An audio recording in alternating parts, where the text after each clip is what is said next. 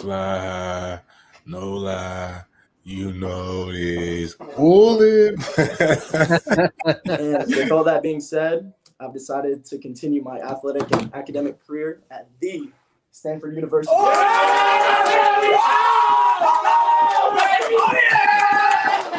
Yes, sir. Network, it means everything to me. Back when I didn't have all these offers, maybe like one or two, he was always promoting me, trying to get me on the radar, this guy, you need to look out for him.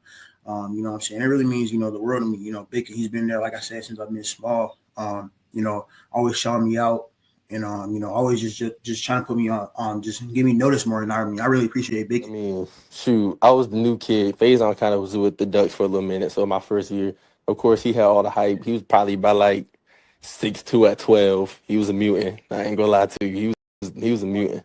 But I mean, from then you could see just the potential he had. I mean, I'm not surprised he's the number one quarterback. If you would have seen him in youth ball, you would have thought he was the number one quarterback in that class back then.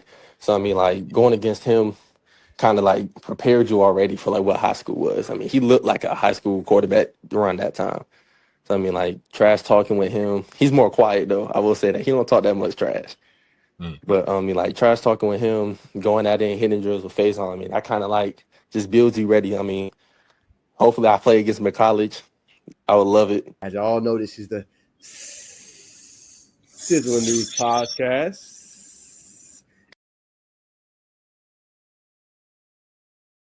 Yes, sir. Yes, sir. What's going on, everybody, man? Happy Monday. Hope everybody had a great weekend, man. Welcome to the Sizzling News Podcast show, man. Hope y'all excited, man. We got a lot to recap from this past week of high school football. We're going to have a jam-packed session, man. We're supposed to have Coach Rance McCreary on from, obviously, Creekside. They hit a milestone, 91 points against Drew.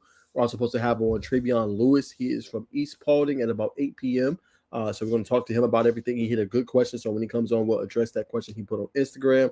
And then, obviously, we're going to get into everything that happened, man. All the biggest headlines and storylines.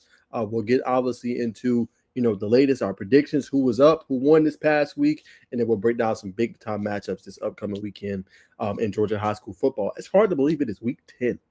Week 10. Man, I mean, it's going fast, and it's been rather quick, man. But before we start the show, let's go ahead and thank our sponsors, Empowered for Life, as we embark on the show for today. So y'all boys, give me 1 second.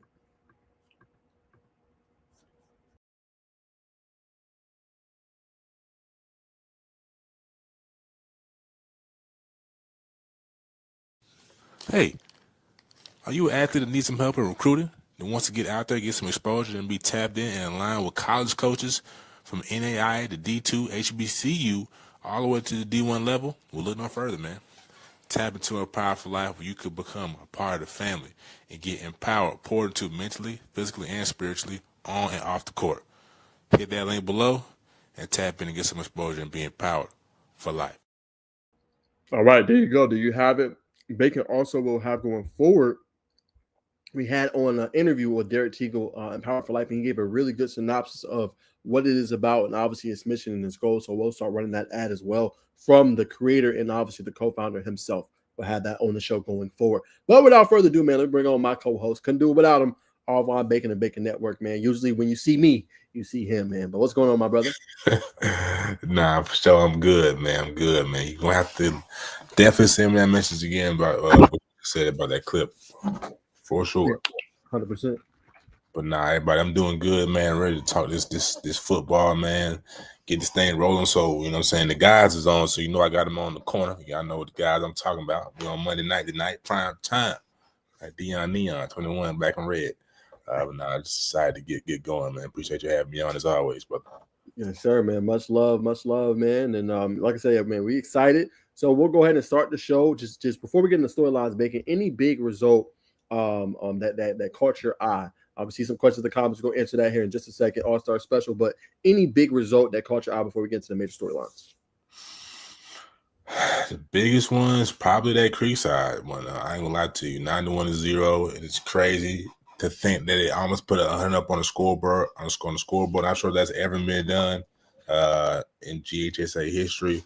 But that's the biggest one for me. Just like everybody else, when I saw it, like, man, what's going on? I know Drew, ain't the best, but what's going on? But what's yours, man?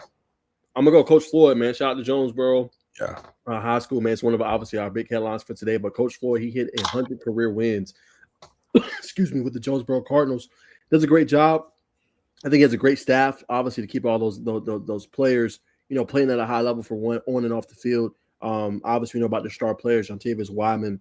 Obviously, know about Cortez Redding, but they got guys all over the field: Lucius Murray, Frank Jackson, Ethan Sharp. So I like the way they've been playing this season. Big one against Griffin, obviously, this upcoming weekend on Friday for senior night. But wanted to give Coach Floyd, man, some praises, some credit, man, for what he's been able to do. He's not just shaping their life on the field, but like I said, off the field. And great staff with Coach Syrup, Coach Carmichael, but you go by Coach Syrup, and obviously Coach Domo. They do a really good job with their crew and their staff, man. So I wanted to give them boys a shout out today on the show. Yeah, Coach Floyd, we've seen him multiple times in action. The kids respect him, man. And he knows how to, to chop it up with him. Oftentimes you see older coaches or just coaches period, there may be a little divide, but it's a genuine connection there. He's been there for a while. Much respect, a big shout out to Coach for 100 wins during his time there, man. Definitely well deserving of all the praises and all the shout out he gets from his coaching staff as well as the players for sure. 100%, man. All right, Bacon, we got a big comment, man. Our special said, did Bacon go to Noonan High School? I did 2015, man. Everybody wants to be a Noonan Cougar at the end of the day. So definitely, who did you go to Noonan? And if so, what class? Are you a classmate? Let me know something. You have it, man. From the person himself. Noonan legend. Noonan legend. Y'all heard it here first. Noonan legend. Yes, sir, man. Noonan legend. All right, man. Let's keep it rolling. Well, let us know ours are special. Obviously, you following the show. But yeah, man, let's get into some of the headlines. Unfortunately, we won't have QB Mark on today. He's unable to make it, but he did throw in his game pick. So when we do that section, we'll talk about that. But he was unfortunately unable to make it. And man, stuff happens. So much respect there. But yeah, we'll see him obviously next week for the show. But I'm gonna pull up his headlines here real quick. All right. So as you mentioned, Bacon, you kind of talked about it, the 91 points. Obviously that's pretty massive, for Creekside. And obviously one of his big headlines right here, 91 points. Let me see, pull that up. Here it is. Breaking news last week, Creekside, they beat Drew 91-0. Creekside achieved the widest victory margin in the GHSA game since 1967, even without scoring an offensive touchdown in the second half. That's crazy. That's crazy, brother. Yeah. And I'm sure a lot of people will be like, man, what's the point of them doing this? And when you look at Creekside and you see they've gone to the state championship multiple times, I think 3 out of the last 5 years, something like that, and they haven't got over that hump. And we've always seen them Creekside be aggressive, but never this aggressive game in and game out. And I think they're just trying to keep these kids. They're not trying to peak too quick. So they're pressing. So when that big day comes, they're gonna let it all out, but it's not like they haven't been, pushing that limit the whole way. So I think, I understand it. People will say don't do it, but when you're trying to get to the mountaintop, people aren't going to understand you. So you gotta do what you gotta do. Yeah, you do. And I think it just teaches your players never let up, even though you could be up 56 or whatever it may be. Someone be like, well, why you didn't stop? I'm pretty sure they put reserves in, but I think the message and the messaging with Creekside remains the same. And I think that messaging is, hey, we're a team. We're going to keep their foot on the gas pedal. We don't care who we're playing. We don't care what the score is. Until that clock hits 0, we're going to be unrelenting. And you see some of the best teams that win it all. They have that kind of a mindset. There was a one win. They beat DeSoto 70-28 or something. Had the boys running 110s. You know what I'm saying? I think 40 or 50 of them right after the game. Or not after the game, but obviously that week of practice.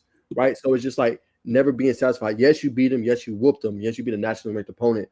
But never being satisfied and always working and putting in that work, it teaches you to be humble. And I think that's why you see a full team like that with camaraderie and they're bought in, which is why they're putting up results like this. Facts. I agree. You know what I'm saying? But all right, that was obviously one big headline. We'll have our Coach Rance for the full reaction for that. Let me see if I can pull up QB. Yeah, let's see what time he's coming on. He usually has his. All right, we got a couple. Appreciate y'all in the comment section as well, man. Y'all been blowing it up, man. So let's bring y'all in. All-Star Special said Raekwon Stevens, Bacon. Raekwon Stevens. That name sounds familiar, brother, but it's been so long since 2015, brother. But you got a nickname, brother? Definitely let me know something. But if you see me out in Noonan, definitely don't hesitate to stop me or something like that. If I see you and I recognize your face, you know I'm going to chop it up, my guy. But appreciate the love. Appreciate you tuning in. For sure. Javinci said, and in your opinion, who is the top underrated CBs in 2027? Great question. I think, if you really want a good guy to follow as far as cornerbacks goes, Julian Kovar is probably one of the best ones. He knows a lot of these players, but I'm going to go Zaire Patrick for me. 2027, he doesn't have necessarily the big time offers yet, but he's long, he's physical, really good technique, can play practically any coverage. So I think he's a guy that definitely deserves more credit, more praise. He's very underrated in my humble opinion. And, he's a guy that needs definitely more attention in the 2027 class. 2028, I think the best one is probably going to be Caden Kent right now. What he's doing with Cartersville, playing a lot of minutes, long physical, seen him since he was a kid and before he even got into high school, and he's continuing to grow. But I think mine would be Zaire Patrick of Stockbridge. For sure. I'm gonna go AZ, little Delbert Freeman, East Coweta, man. It's not getting a lot of traction right now. We'll probably get them on the show now. It's probably on a Tuesday or something. But they're sending this film out to different college coaches, and they're like, yeah, they like what they see. You know what I'm saying? Already got instinct, great ball instincts, knows how to play through the hands, just really polished for his age. Already got a brother playing at Hawaii, but Delbert Freeman is a name to know in the class of 2027. 100%, man. Crazy stat right here. Christian Williams said Creekside only threw the ball 7 times. We ran for 6 touchdowns, 1 kickoff return for a touchdown, and 5 defensive touchdowns. That is insane. No one was trying to run up the score. Boom. Tells you right there, right? Threw the ball 7 times. It's not like they threw the ball 40, 50 times. That's a great stat by Christian. We appreciate you obviously letting us know. So clearly, like I said, not a team that was trying to run up the score. A team that just defensively, like I just said, they're unrelenting, right? Which is why this team is special. Like, they're not going to stop. And if you're going to turn over the football, they're going to take full advantage of it. So wasn't even like it was going ramshot. Oh, Kaden Benson threw 500 yards, 8 touchdowns. Like, no, the defense just put it on them. So that brings my point even to more focus, but incredible stat. Nah, facts. I mean, Creekside is a very physical team, so that just lets you, again, you know what I'm saying, running the ball. That's how you win championships. I believe I was at the Douglas County game. It was a former running back that would play with Mike Tolbert during this time there, and Douglas had it on the one against Langston Hughes. Like, man, we got to run around here. This is where championship teams show their identity. Of course, they didn't make it. They had to pass it. And I don't even think they converted, but translating that to Creekside, you got to be able to run the ball consistently and effectively and forcefully to win a championship. So, hats off to the Seminoles. 100%. All right, man. Javinci, we appreciate you lighting us up. Then, in your opinion, who's the top CBs in North Fulton, Cambridge, Roswell, Milton, Gainesville area? Gainesville, I know, is still like, I know they got Jeremiah Proctor, but he's a safety, right? So they corners I'm not very knowledgeable about, to a degree.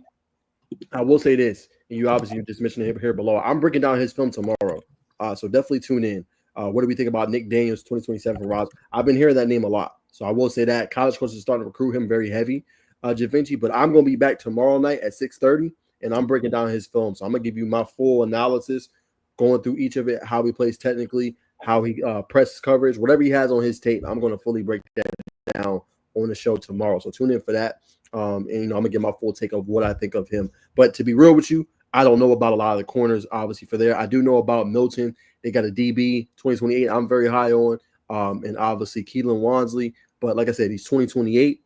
And he's he plays kind of both. He's kind of a tweener. He plays corner, and then he also plays safety. But he just got a Tennessee offer. So that's a guy I'm very high on. But outside of that, I would say probably Nick Daniels out of that Cambridge, Fulton, Milton area, North Fulton, who's probably one of the best. But like I said, tomorrow, tune in. I'm going to have that. But Bacon, what's your reaction real quick?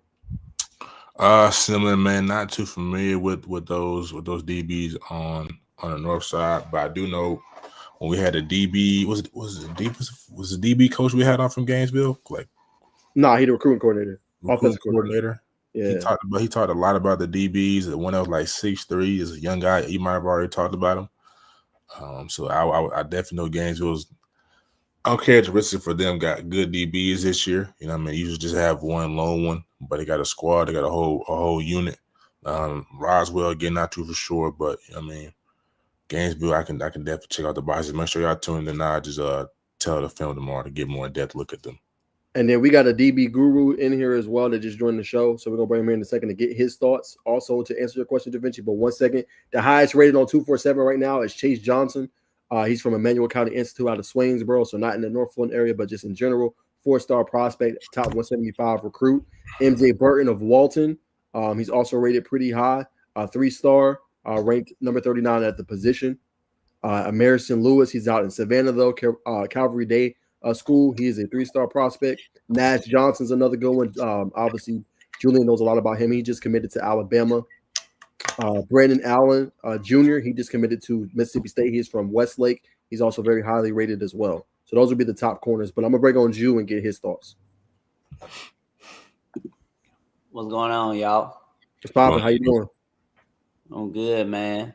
Yeah, for all the people that's listening and you want to know the top corners in Georgia, just ask me. 247 is highly inaccurate, and then you got a whole bunch of dweebs who can't coach, who can't train, and who never played the position out here trying to rate folks. So just ask me. When I send them to coaches, based on the coach's response and feedback, that let me know who the best.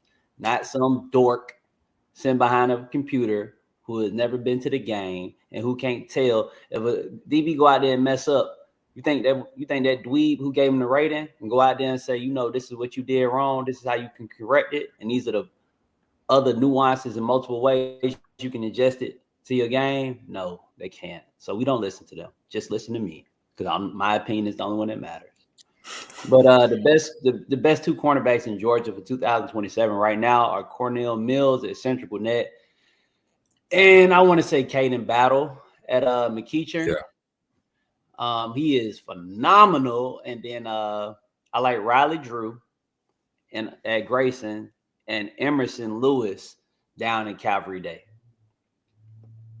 Yeah, and then the most underrated is Cornell Mills because he's not rated at all. Like, you know, so nobody don't know about him, but that's because he goes to Central Gwinnett. If he went to like Douglas County or something like that, he'll be hyped up and have all the offers and stuff like that. I sent him to two coaches, Power 4.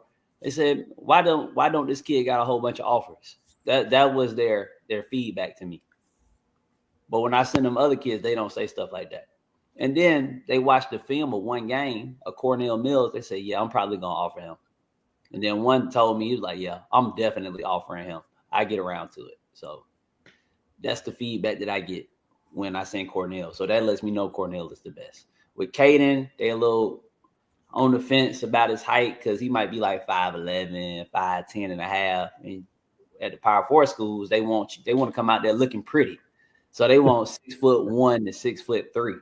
Ideally, if you 6 feet, that's gonna put you in the game. But a kid a little taller than you and he just a little better than you, but he's shorter, they're gonna take you because you're taller. And Nick Daniels is pretty good. I like Nick Daniels. He came on the scene. But a lot of people didn't know about Nick Daniels because he went to McEachern.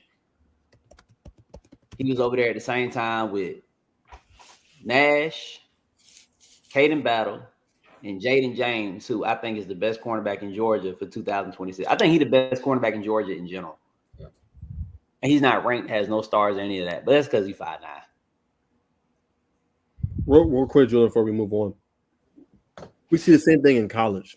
Why is it that coaches prefer a longer corner that may not be as good as a 5'9", 5'10", 5'11" corner? I feel like I even see that, you know, with different teams across college football. Like, hey, he's 6'3", but it's like, yo, this 5'11" kid is way better than him. Why do we see – I know obviously the length matters, but why do we see that more prevalent even at the next level, you think? Because they recruiting bigger receivers and they just terrified of what's going to happen if they throw a jump ball. That's it. But it's just it's a fear. Like, it's not anything that's happening. They don't have any case studies showing, like, look, 6-foot plus corners are more effective than the guys who have a 5 in front of their height. They don't have no case studies out there showing that.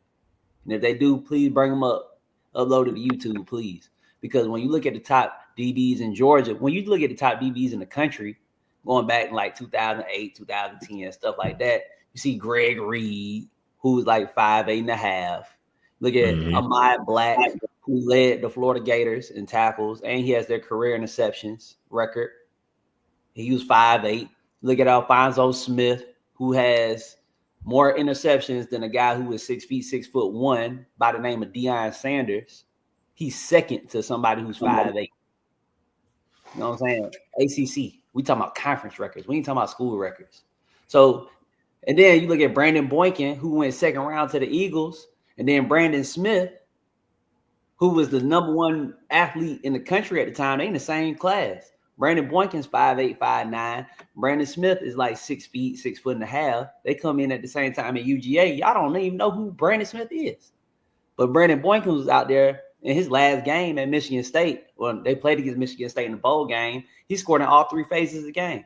He got a receiving touchdown for running back. He got a pick six on defense. No. He got a safety on defense, and he took a punt return to the house.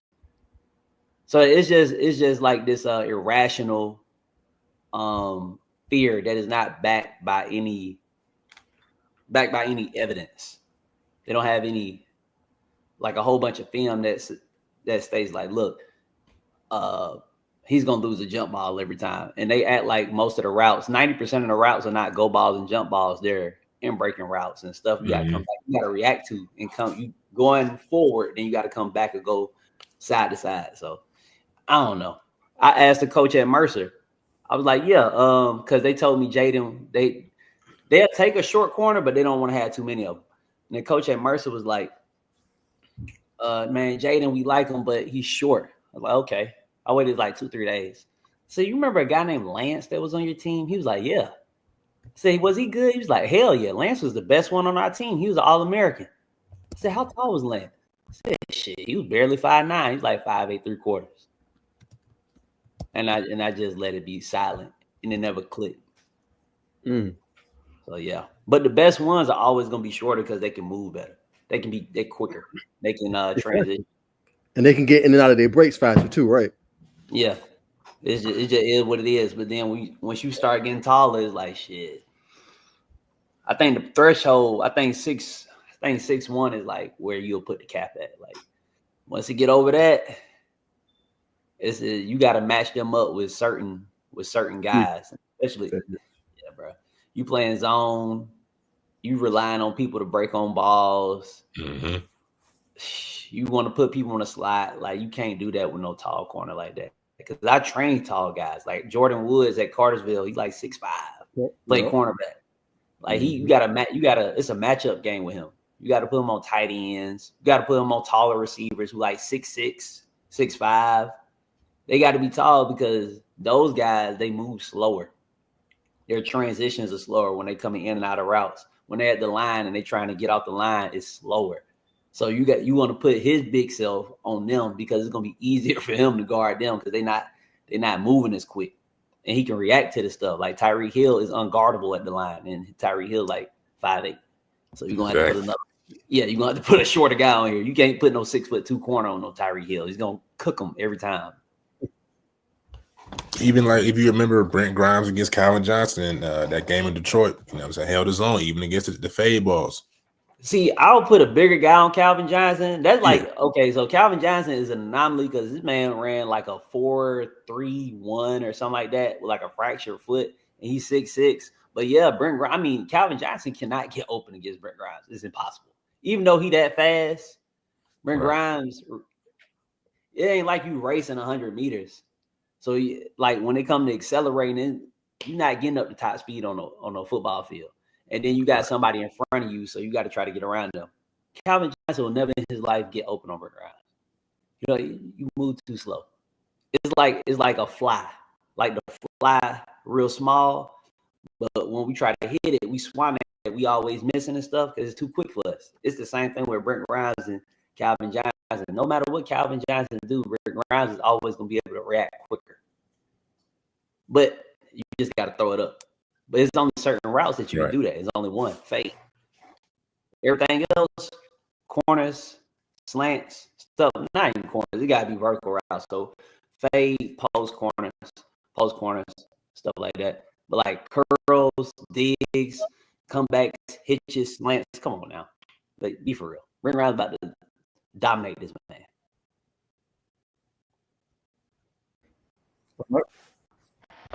for the Sorry, man. practice. Gotta get it in. All right, man. Let's keep it rolling. Appreciate you for obviously the insight. Let's go MLK. Oh, and Zaire Patrick for That's what I Stockbridge. just. He has a turnover every game. That's literally what I just mentioned. I literally said to him, he's probably the most underrated, and I was like, one that needs more buzz because he's not ranked either, right? Nah, hell no. He didn't play. He didn't start last year. And Zaire's probably like 5'10" and a half. He looked long because he's skinny, about 150. But I see him going to the FCS school. I think he went to Austin Peay for a visit. I can see that for him. If he get a little bigger though, I tell him gain weight all the time. He get a little bigger, he might go G6. Jimmy said 5'9", can't check Randy Moss or Terrell Owens. I mean, shit. What's the dude name? Darrell Revis. He's 5'10" and a half. That's the only person to ever guard them, for real. Like when they played, the only cornerbacks who were on the field were guys under 6 feet. They didn't really have an obsession about a cornerback's height until around like 2013, 2014. That's why Jordan Edmonds is ranked the number one corner basically in the country. He ranked so highly, he like top 3, top 4.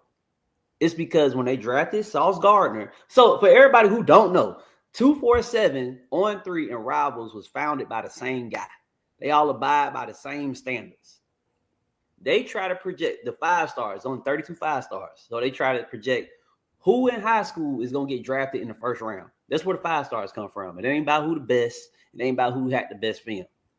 They look at who get drafted, and then they work backwards. Which high school players most mimic the first round draft picks? When Sauce Gardner got drafted, he is 6'3". That changed the criteria for who is going to be a 5-star corner. That's why you start seeing slaps get 5-star ratings like Cormani McClain. How tall is he? He's like 6'3".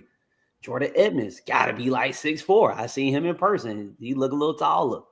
You know what I'm saying? So that's why them guys get rated so high.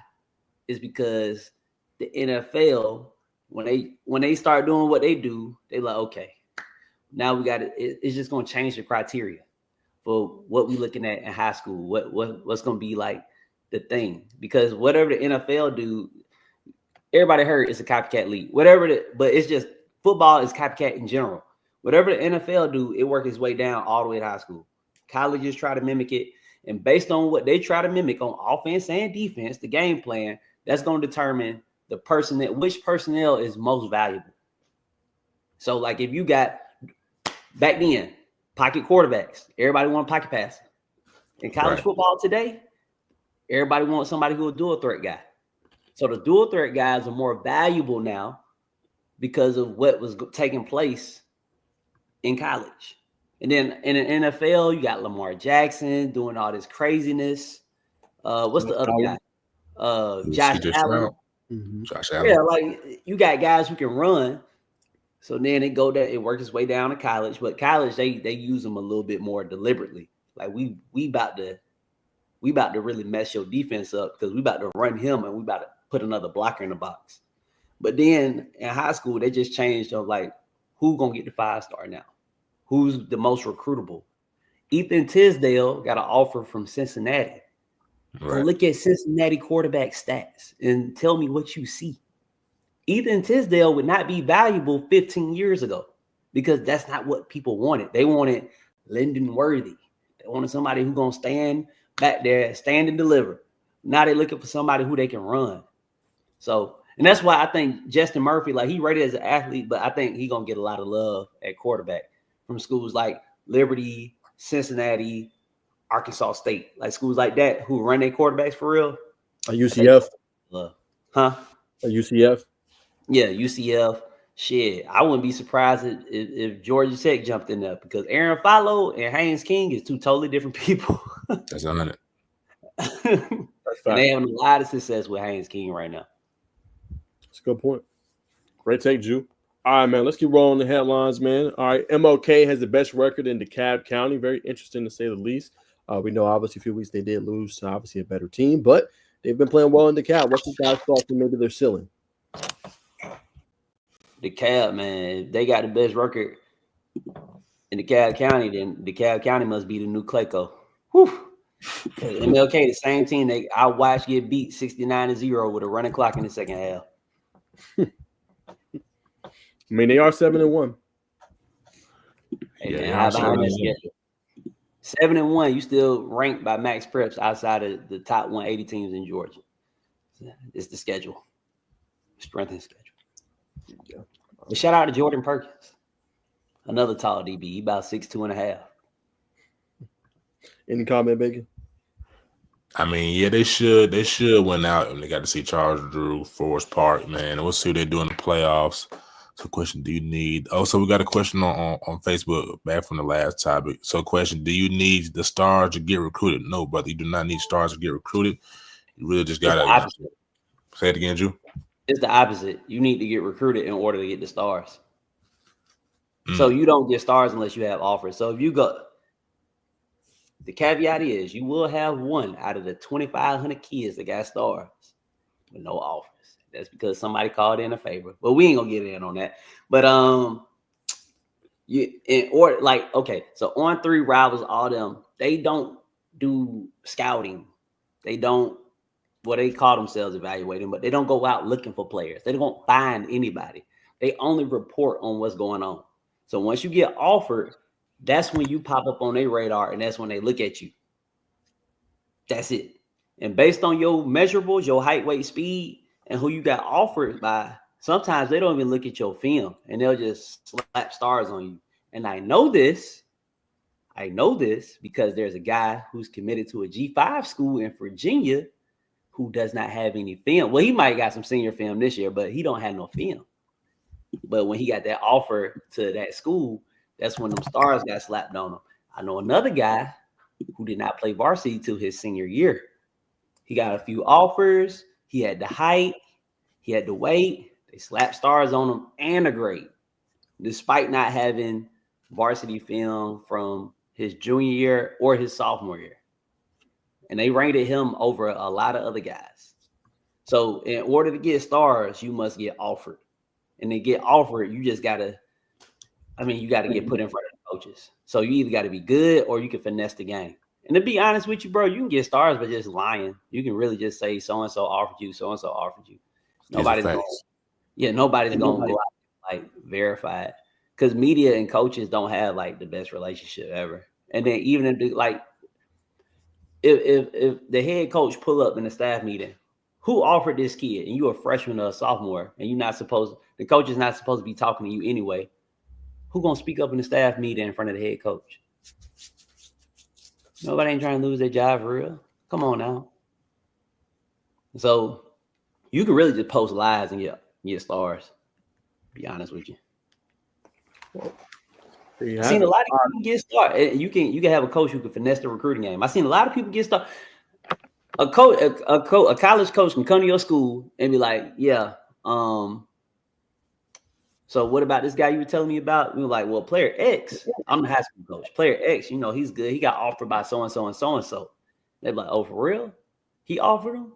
I know him. I trust his judgment. And then you'll get the offer based off of that. But they could have never offered you. They could have never seen you. Or they could have just been doing you a favor because they cool with your high school coach. And then you mess around and get stars and you don't have no film. I see that a lot. At Buford. All right. We'll leave that there. Let's keep it rolling, man. Let's talk about this Collins Hill game, man. Mill Creek obviously upset them in overtime, 2014 victory. Bacon, I'm going to you on this one. I want to pull something up. I need your response, your reaction to this. All right. Makari Cross obviously started for Collins Hill early this season, I believe. He said, Lord, guide me through the adversity with faith and courage. Grant me growth, understanding, and clarity for the path ahead. Help me trust your plan and find peace in every challenge. Amen. Now, the reason I bring that up, Bacon, remember what I just showed you. I don't think I'm pretty sure he didn't play in the game that they recently lost, obviously, to Mill Creek, 20-14. In that box score is senior AJ Bush, who had 2 touchdowns, 2 interceptions, 235 yards passing. What's your reaction, just real quick, to that? I mean,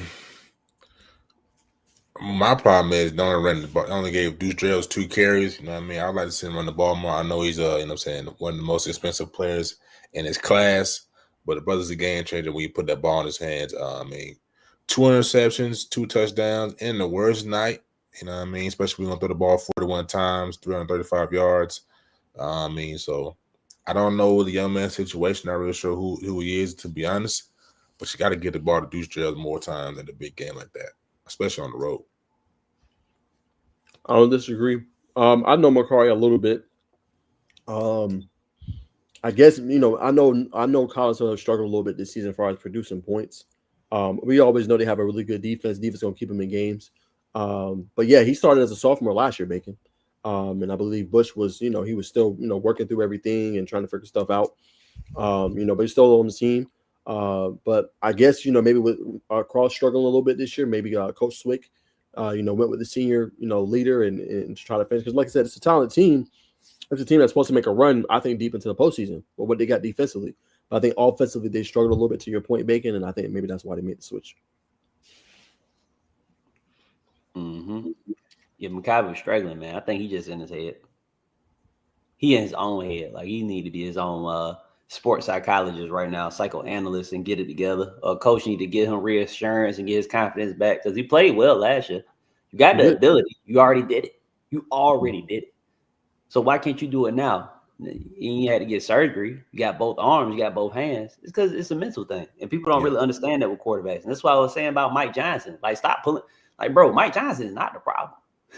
You brought in DJ Bordeaux. DJ Bordeaux was not the problem. You pulling these kids out of the game who clearly are good. I watch Mike Johnson. He can just flick it and the ball go all the way downfield. Like, bro, he's not the issue. Y'all need to, as coaches, need to get some composure during stressful times and stop getting in a frenzy so these kids can be in the right mental state so they can perform at their best. Zaire Hardaway, of course, he was going to ball. He 5'9" and playing quarterback. He been dealing with BS all his life. He came in mentally tough. He ain't stunned on y'all saying. But these other kids, DJ Bordeaux, Mike Johnson, they probably been the best all their life and never had to go through no real adversity.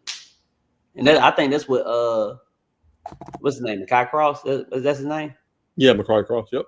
Yeah. I think that's what he's going through right now. Like, you clearly good. We already saw you were good. The quarterback was Tua. I think it was Tua when he got to the Dolphins. It was either the head coach or the offensive coordinator put together a highlight that was probably like 15, 20 minutes long. And he sat there and watched it with Tua. He's like, look, bro, you can do it. I believe in you. And I went through that same thing when I was in high school myself. I had to be my own sports psychologist. Like, when stuff ain't going right and you ain't performing the best and you ain't just doing good like you normally do, it mess with you and you start focusing on not messing up instead of balling. And I be trying to teach young guys about it. Like, you're going to mess up. The only people that don't mess up are the players on the bench. Like, you got to stop caring so much because at the end of the day, people only going to remember you for the great things you did anyway on the football field. Nobody don't remember a time when Deion Sanders got beat. They just be talking about like how good he is. Nobody don't never bring up like, oh yeah, Michael Irvin, Terrell Owens, they were doing this and that to him. Remember when Jerry Rice did? They don't talk about that. Yeah, so I'm done talking. All right, hey, what's going on around the way sports talk, man? Appreciate you, brother, for tuning in. Final Four projections, all classifications. You know what? We're gonna do this as one of our talking points next week. So that's gonna be a topic for us. We're gonna all put our Final Fours for each classification and go through it. So next week we're gonna get this. For each classification, man. So tune in next Monday night, man. We're going to obviously address. It's hard to do it now on the fly, but definitely next week. We got you, brother. We will check that out. Bacon, I am going to you, brother. Marcus obviously put this graphic up. You've seen them up close and personal. They got a big game. We're going to talk about the game later on against Jonesboro. But he said this Griffin team is legit. You've seen them. What you think, Bacon? There's merit to this comment. Nah, there's definitely merit to that comment. Griffin is legit, man. Working through kinks with the quarterback, you know what I'm saying? But, he's a 22A, so he's going to grow into that. They got a dog linebacker, Paul Robinson, you know what I'm saying? You know how I feel about Smacker, you know what I'm saying? Keith, you know what I'm saying? Jaden Prather, they got some DBs, they got some safeties, they got ballers all over the field, they got defensive end. They are complete. I think going into this game with Jonesboro, this is a potential upset watch. Now, I'm still going to lean more towards Jonesboro because they got, you know what I'm saying, they got Jonte, you know what I'm saying, they got Cortez, who I think is going to be a big X factor in Cortez, you know what I mean? But, so I think this game is going to be close. And see, he's on the upside alert. But Griffin is legit. Got a good head coach, Bernard Goodrum. So I'm saying, if you're on the side of that Jonesboro area, you know what I'm saying, you need to go to this game because they're going to need all the energy they can get. All right, there you go. Great comment. We'll keep it rolling. We'll use your intuition there. All right, just another big one, Bacon. New Manchester moved to 7-0, one of the hottest teams right now. I think we got a chance. Actually, Bacon, we both seen them a little bit in the Spring Jamboree, way back in May. What's your thoughts on New Manchester? Should we start taking them for real? Not for sure. I mean, 7-0, but they don't play. Did you help me out? Do they play? Is there a scheduled cupcake? I'm not sure. I'll tell you right now, 7-0. So far they played Booker T. Washington, Stone Mountain, Kennesaw Mountain, East Paulding, Alexander, South Paulding, Villa Rica. The big game is going to be next week when they play Rome. That's a home game. Oh, so they ain't playing nobody. Got it. Nah, they ain't playing nobody. But I mean, they got DJ Alexander, so they got a good head coach. You know what I mean? So Will, hottest team right now. I'm sure we'll say one of the hottest teams right now for sure. It's gonna be a big question, a big check off the box for question when they play Rome. If they can beat Rome, and how bad can they beat Rome? But if they do beat Rome, they should win out because they got Lithia Springs to follow. You know what I mean? So that is a team to watch out in 5A for sure. So there's Julian. You'll like this one. I'm gonna let you react to this one. Marietta beats North Cobb. They're 4-0 in the region after a tough start to the year, but they're winning the region with Walton, North Cobb, and all the other teams. What's your reaction to Marietta beating North Cobb? My reaction look like Cameron Duke ain't gonna be a James Franklin. Shit, he gonna keep his job. Hey, when he first got there, like I don't know, but yeah. You might be in this door and out the same door. You didn't even get all the way in the room yet. But you know what you should have did? James Franklin had a little bit of a team because he was there 11 years. You should have said Brian Callahan. Yeah, I should have. Because he wasn't there that long. And James Franklin got fired because of another reason. They went 13-3 last year. Crazy buyout. He don't piss somebody off. but Marietta, I mean, shoot, I'm really shocked. I mean, I'm happy they're doing good. They got my boy Nathan Chandler's over there. I always want him to do good. But damn, North Cobb. Gotta get it together. one point loss. North Cobb continues to disappoint me, I ain't gonna lie. I was so high on North Cobb. I thought they was gonna be when they got Teddy, bro, and they got some other transfers, I thought they was gonna be the team to beat. I thought it was gonna go 10-0 again, but guess not. Yeah, that was good win for Marietta, especially with a team with more talent than them. Right. On paper, they have more talent. They are more. North Cobb is more talented. So good coaching. All right, here we go. Great question. Appreciate you, Solo Pod, tuning in. Bacon, if you have intel on this, let us know. So, what's your opinion on the QB situation in Griffin? I mean, the job is set, man. It's KJ's. Let me make sure I get his name correct. But the job is set, man. I think they're 100% bought in on the quarterback down there at Griffin, and for a good reason. I did get to see both. The 2028 kid he's more of a thrower in the offense, and the other young man, he's more of a runner. You know what I mean? And they pull him, they switch him in and out. You know what I mean? So now I have been told that the 2028 he has had games earlier in the season where he was hitting on all cylinders, but inconsistent. But he is young, so I think obviously they're leaning more towards the 28 and the other quarterback. You know what I'm saying, comes in, gets his reps, but you know it's like maybe like a 80-20 role, maybe 70-30 on some games, but they're locked in on the 2028 for sure. There you go. There's your answer. Great intel from Bacon, the Bacon Network. Yeah. Just being sideline, brother, reporting what I hear, man, asking a couple questions, you know what I'm saying, analyzing, that's it. Yeah, keep keeping your whatchamacallit to the street. Keep your ears to the street. Yeah, man, that's it, man. That's it. Yeah, be careful on Griffin streets because there's a lot of bullets flying around in them streets. And I told you I'll catch you on the road. I was down there in Griffin, Pike County Friday. Didn't even know. Yeah, man. You be careful down there. Don't let nobody break in your car. When you park your car, keep all the windows down. That way they can't break them. You clowning, I can't man. believe North Clayton 7-1. God, I was just about to say that. Yeah, this the final little headline before we move on, man. What's y'all thoughts about North Clayton at 7-1? Quality win, Jude. You can't say they schedule's cupcake. Quality win against Stevenson. Stevenson's the real deal in 3A. man, yeah, Justin Murphy did beat Stevenson. That shout out to Justin Murphy, man. That boy beat Stevenson. I don't know about the rest of North Clayton. I think they lost that game, but Justin Murphy definitely beat them boys. When you rushing for, bro, when you rushing for 223 yards in one game, you're clearly trying to go out there and win the game by yourself. Oh snap! But I think if because they got to play Doug. Oh God, Doug on paper is supposed to win. If you can keep Justin Murphy in the They won pocket, 5 straight, Judge Julian. huh? They won 5 straight. Yeah, don't remind me about that. But if you can keep Justin Murphy in the pocket and force him to beat you with dumb receivers they got, you should be okay. Because they have never been explosive on offense. They've never been, bro. North Clayton has had a winning season. They haven't had a winning season since like 2012 or 2011. Like they best year, they went 5-6. They lost in the first round of playoffs after going 5-5. So now you back to a losing season. It's just, bro. It's literally just Justin Murphy, bro. It's him. It's him. Because even with Stevenson and Llewellyn is garbage. Terry's favors made Llewellyn quit by himself on offense, and Llewellyn, I don't think they got a first down in the whole game versus Carver.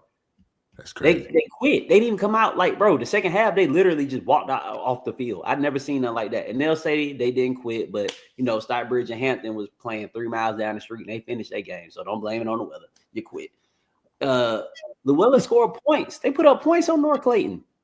Like, Stevenson put up points on North Clayton. North Clayton is still the same on defense. People are going to put up points on them. They're going to score. I bet you Doug scored 35+ against North Clayton. I bet you Juice Crab on it, whoever want to take it. But you know what's going to happen? Justin Murphy going to be like, I can keep up with y'all. You got to keep them in the pocket. Your defensive ends can't get no sacks this game. They can't just be flying upfield. Right. You know what I'm saying? You got to make him beat you with them damn receivers. That's it. Now that's a tough thing to do is keeping them in the pocket, man. I don't know if they're not coaching the team, but at the end of the day, man, you know what I'm saying? Justin Murphy is one of the best athletes in the state of the nation, and definitely one of the best quarterbacks, you know what I'm saying, around. And that's however, another thing too. With the spy, trying to contain him, you can put a spy. Bro, he run a 10-5. He's fat, bro. Bro, he just as fast as Red. He's faster than everybody within a 20-30 mile radius of the game. So, like, trying to contain that at the high school level, like, to be honest with you, bro, if he just dropped back, you got to have, like, 2-3 guys. Like, okay, now, don't let them get loose. Because you just got one. It's impossible, bro. He going to get up. He going to hold D line back? Maybe. I don't know.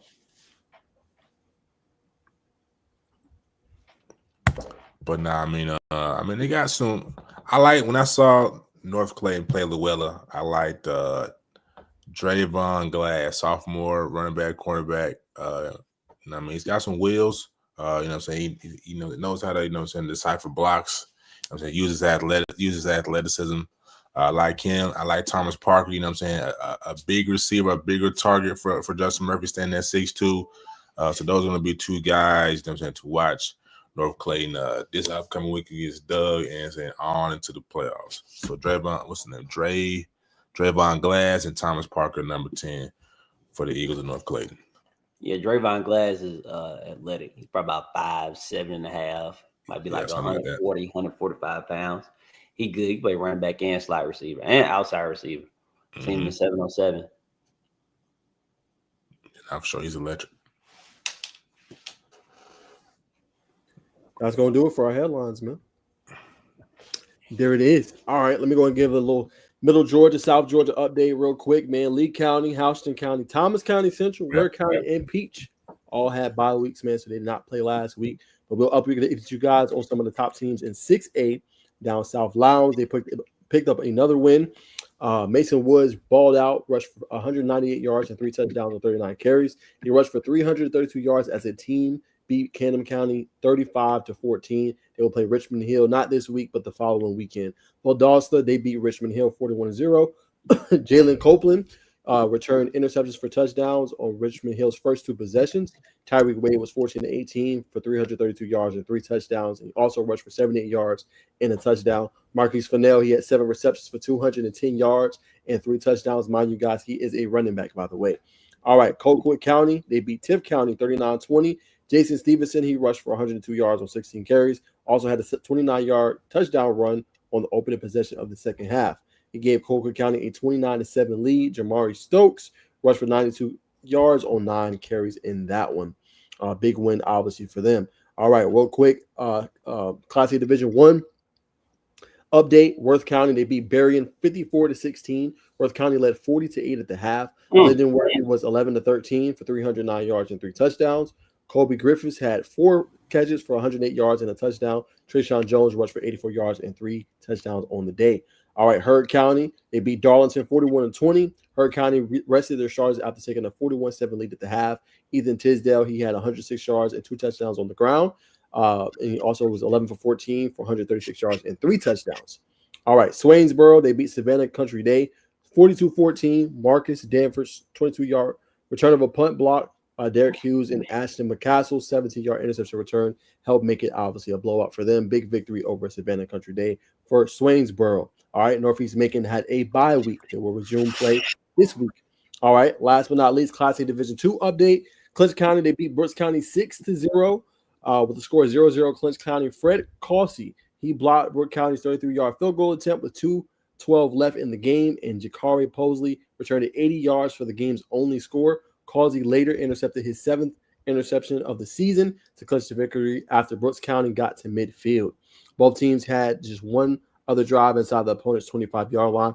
A great defensive battle between those 2 teams. Bowden, they beat Mount Zion Carroll 44-7. Josh Hopkins rushed for 131 yards and a touchdown on 11 carries, and he also was 8 for 12 for 61 yards and 2 touchdowns in that game.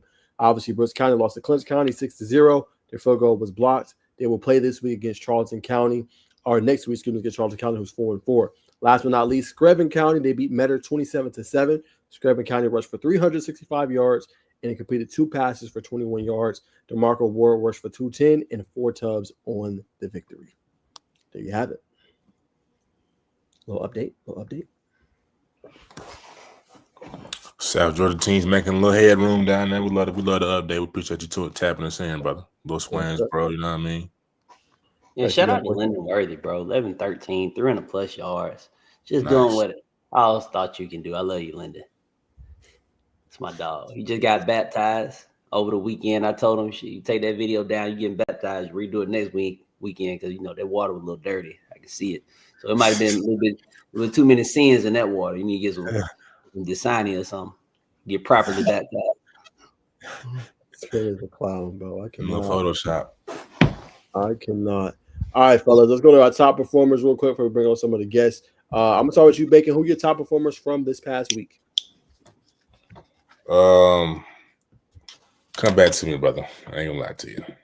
All right, Julian. Well, hold on. I got to properly do this.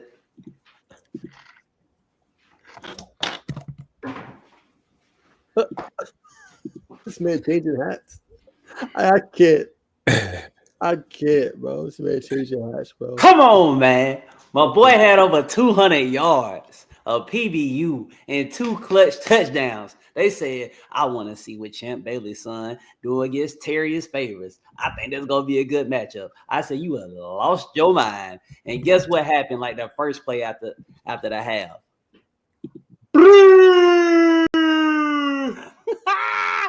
Like a 50-yard bomb, touchdown. Carver coming back from behind. We still down by like 3 or 4 points. Oh, my God. Everybody panicking. What we going to do? Give it to the midget. The boy who got rejected because he was too small. We can't bring you to our school because you don't meet our height requirement. We need length. You're not tall enough. Been rejected by thousands of schools. Terrius Favors. Put him at quarterback. We all know it's coming. Over with. pulled a Justin Murphy at the quarterback, 80-yard touchdown. Man, come on, bro. Terry is favorites, bro. Averaging 190-ish yards per game. Balling on offense and defense. He's going to be 2A athlete of the year. And Atlanta Touchdown Club, I know one of y'all watching this. Don't let that lady from the Booster Club at Marist pick team no more. Because she put that boy at athlete. Y'all know Red should have won it. Don't do that. Don't do that. So Terry's favorites, Joshua Lee at Locust Grove. I think he had 2 tackle for loss and 2 PBUs. And then Cornell Mills, who I said was the number 1 cornerback in 2027. He making me look good. He backing it up with his play. He had 3 picks.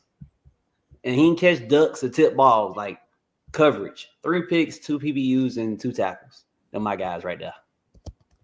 All right, there you go.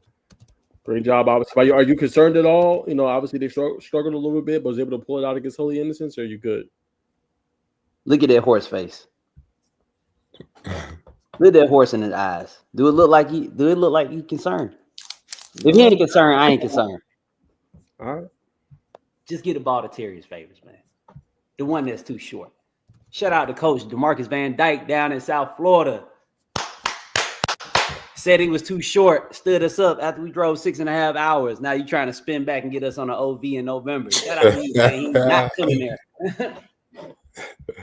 We is not going for him. DVD. Keaton, one of y'all watching this, DJ LaShawn, y'all can get Nick Daniels. But Terry's favorites, don't ever call my phone about that boy no more. And he gonna block all of y'all when he get the boys too. But I'm dead. Big, and I'm gonna start with you. I think I got Coach McCrary ready to go. But That's a bad man. I'm going for my Malone standout player, man. Got to go with my boy. He don't get too much love on the media airways for what reason? I do not know why. But that boy Rodney Coulter, man, went home this weekend, went to Boulder. But before he went to Boulder, my boy had a pick 6. Now pick 6. It was against Dutchtown. We don't worry about that pick 6. Nonetheless, you know what I'm saying? Came out of his drop, sat on it, and took the slant the opposite direction. 2 TFLs as well. You know what I'm saying? 4 total tackles. You know, so obviously 2 solos with TFLs, man. So shout out to that boy Rod, man, doing his thing. Go Buffs. Let's go Buffs, I should say. Hey, you got a quick comment for you, Jew. It said, DB Coach Julian, we're going to get you a Jefferson hat for sure because Matt Gaddis is going to make some huge plays in the playoffs this year again. Go Dragons. Oh, yeah, this is dad. Yeah. I like Matt. Bro, crazy story, right? So I think somebody tagged Mac in like a TikTok or something like that I had put. So I looked at his film and I was like, damn, hold on. This is my white boy Ricky right here. This he can play. Like, oh boy, pretty good. And I remember from a 7-on-7. So I sent this film out to like 4 or 5 coaches. Bro, somebody from Florida, the defensive coordinator, Alex Zuber from Florida Memorial, they play in the SIAC against like Miles, Albany State, Fort Valley. He picked the phone up and called Mac. Like, offered him like 20 minutes after I sent him the film. Sheesh. Yeah, bro. Offered the same that set Mac expectations, like, for unrealistic stuff. But I ain't never had that happen before. But yeah, Mac a baller, bro. And he's 6 feet. He plays safety. He plays safety, corner, nickel. Yeah, he a baller. He a baller for sure. I can see him playing corner at the next level. There it is. Appreciate you tuning in, Mr. Gaddis. Obviously talking about your son, Max. All right, let me give him my real quick for being on Coach McCreary. I'm going to go Clinch County athlete Fred Causey. Like I said, he blocked, obviously, Brooks County 33-yard field goal. He also had an interception in that game as well. Outstanding performance on both ends of the floor, both ends of the field, I should say, and really helped them clinch that victory. I'm going to go Athens Academy quarterback Chapman. He was 14-21, 323 yards. And he had 4 touchdowns in that big-time victory for Athens Academy. Obviously, a standout for me for his great and dominant performance. Then I'm going to go Keon Standifer of Athens Academy as well. Absolutely balled out. He scored 6 touchdowns, y'all, in the first half of the game. 4 receiving, 1 rushing, and 1 returning from a lateral from Baines Collins, who had intercepted a pass. So he had 6 total touchdowns in the first half. He had 7 receptions as well for 210 yards. What game was that? Hold on, I don't know who they played. Hold on. I'm done dealing with Keon, man. That boy I'm done. That boy owe me $20 too. Keon owe me $20. I sent it to him on Venmo. They played Providence Christian. Oh my God, they so And that's the game. I told him back in like July. I was like, tell me which game to come to. Like, which one you gonna get off? And he said that one. But he don't never pick up the phone or text back because he owed me $20. So I ain't. Oh man, I could have caught that on camera. But shout out to my boy. Can't wait for you to go to college. I still hope you look, the guys at Georgia Tech. Before I say this, you got to understand. I kind of know him a little bit better than you. I don't want him to go to Georgia Tech. I want him to go to like TCU, Texas Christian, BYU, school like that, so he can rub off on them. That boy need the Bible study, baptism. He need prayer, all that. Cause that boy, hey, gonna run off on me like that. When I see that money on Venmo, I sent it public too, because you know how you can see when people send money to each other on Venmo. Yeah.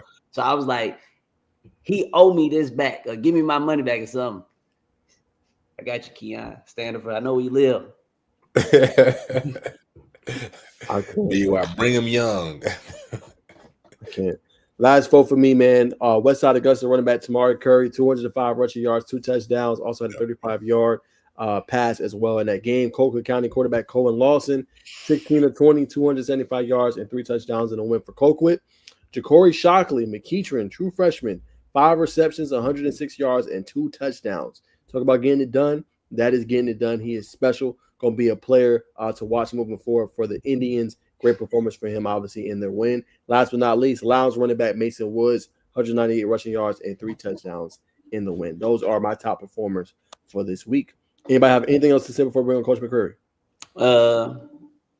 I think Ja'Cory Shockley has the capability and the potential to be the number 1 athlete in the country. So hopefully McEachern, do right with him. Because I think he could play corner. He could be a top corner in the country because the boy already like 6'3" as a 9th grader. And he could be a top receiver in the country as long as they get a quarterback. Yep, that's it.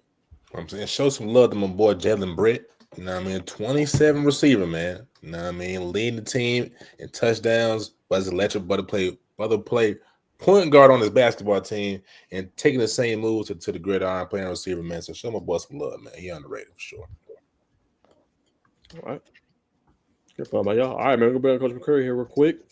All right. Coach, what's going on? Coach. What's going on, man? How you doing, man? Doing good. You that same coach that beat them boys 91-0. But you play too much. What's going on? You the one. hey.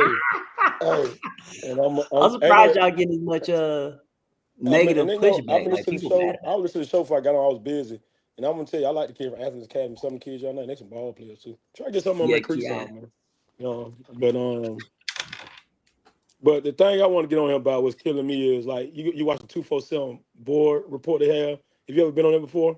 They talking crazy. You know what I'm saying? People on Facebook. So I don't have a Facebook. I've been on saying something bad.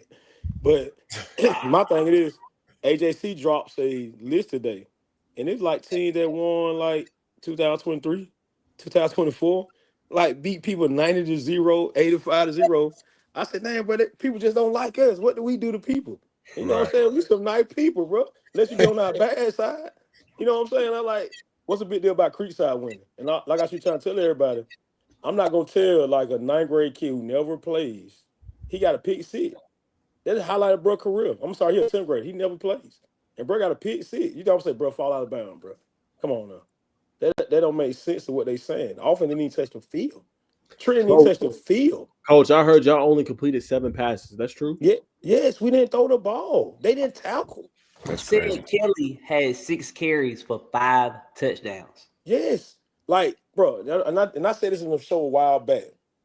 Our region is, I hate to talk about other programs, but I'm telling you, they don't even, you can see the difference once the game starts.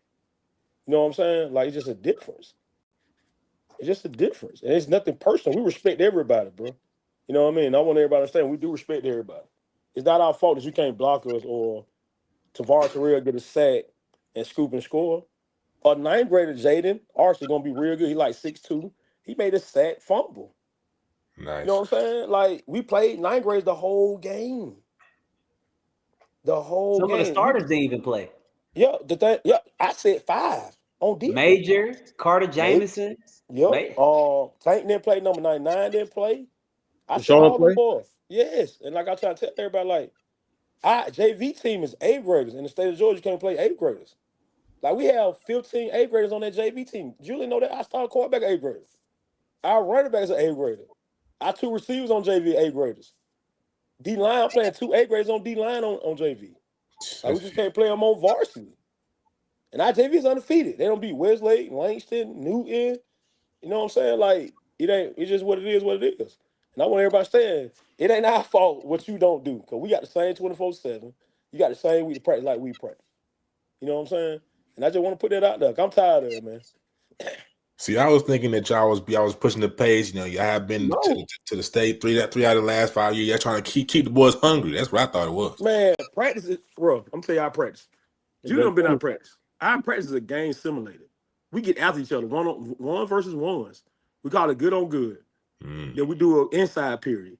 We do board drill. That be our best practice until we get in the playoffs and see somebody that's gonna be good, like a Cartersville, like a Norfolk Coney or a Benedict or a Ware or them schools like that. You know what I'm saying? Like, that's what we practicing for. Like, I know they got film on us. We got film on them. I ain't stupid. You know what I'm saying? Everybody don't like us. They don't get them all our film, bro. You know what I mean? So at the end of the day, we doing the same thing. We preparing for the playoffs. I reason what it is. Everybody thought ML King was good. I knew they were poo. I just didn't want to say it on the internet how sorry they were. You know what I'm saying? It's like our region is just terrible. It's just terrible. and it's no disrespect to Drew. And I know everybody mad about 91 point, but bro, they got a tackle. I'm gonna see y'all some clip. Now I'm seeing my hood. I'm seeing y'all. The quarterback dropped by and just threw the ball on the ground one play. And we scooped and scored it. He didn't want to get hit. He didn't want to get hit. So he scooped and scored it. I'm not gonna tell D lineman who never touched the end zone don't score, bro. That's crazy. You know what I'm saying? Tavares Terrell, he want to score. Cassie Burke want to score. I'm telling my big D lineman, bro, nah, bro, fall on the ball, bro. They undersized running backs. They 5'10", all on 5'10", 230, 240. They can move. They want to score. Period. And all that happened in the third quarter. The fourth quarter, it was all 9th graders, and they still couldn't score. So what was the score at the start of the third quarter? It was 6-3-0. 6-3-0. So they kicked the ball and said, they kicked the ball and said, boom, said scores. You know what I'm saying? Right. At the end of the day, bro, they still throwing the ball. Why are you throwing the ball? They were throwing the ball getting sacks, and the quarterback didn't want to get hit. That's what happened. It didn't just run up the score. Trent didn't take the ball. Bro, I promise you, Trent started looking at his call sheet. They weren't tackling Said. Said get the ball and just break. Nobody took Said. The kick out return with Said scored on the third quarter. 5 Drew players running side by side with him. Nobody tried to tackle him. No. Bro, I promise you, I wish I knew how to do. You know, I'm not my son, man. They in college. I wish I could show y'all. I can see my passcode to huddle. They are running with Said. Literally running with him. Nobody tried to tackle him. That's crazy. This is why we bring you on to give the authentic other side of the coin. I mean, it's always two sides to every coin. You got to get like that. we respect everybody, bro. We wouldn't do nobody like that. You know what I'm saying? Like I said, we beat DeSoto 70-28. We could still put up more points on DeSoto. It ain't that. You know what I'm saying? We really wanted to beat them. Now them and Rome, they were the eye of the whole summer. You know what I'm saying? Like so the thing is, like, we would never try to like blow nobody out like, oh, let's do this, do this. That's just part of our game plan. That's how we practice. Like the 2 pooch kids, they didn't go get. We practice it because y'all got a hold right though. That's on coaching though. They gotta fix that. They don't know this.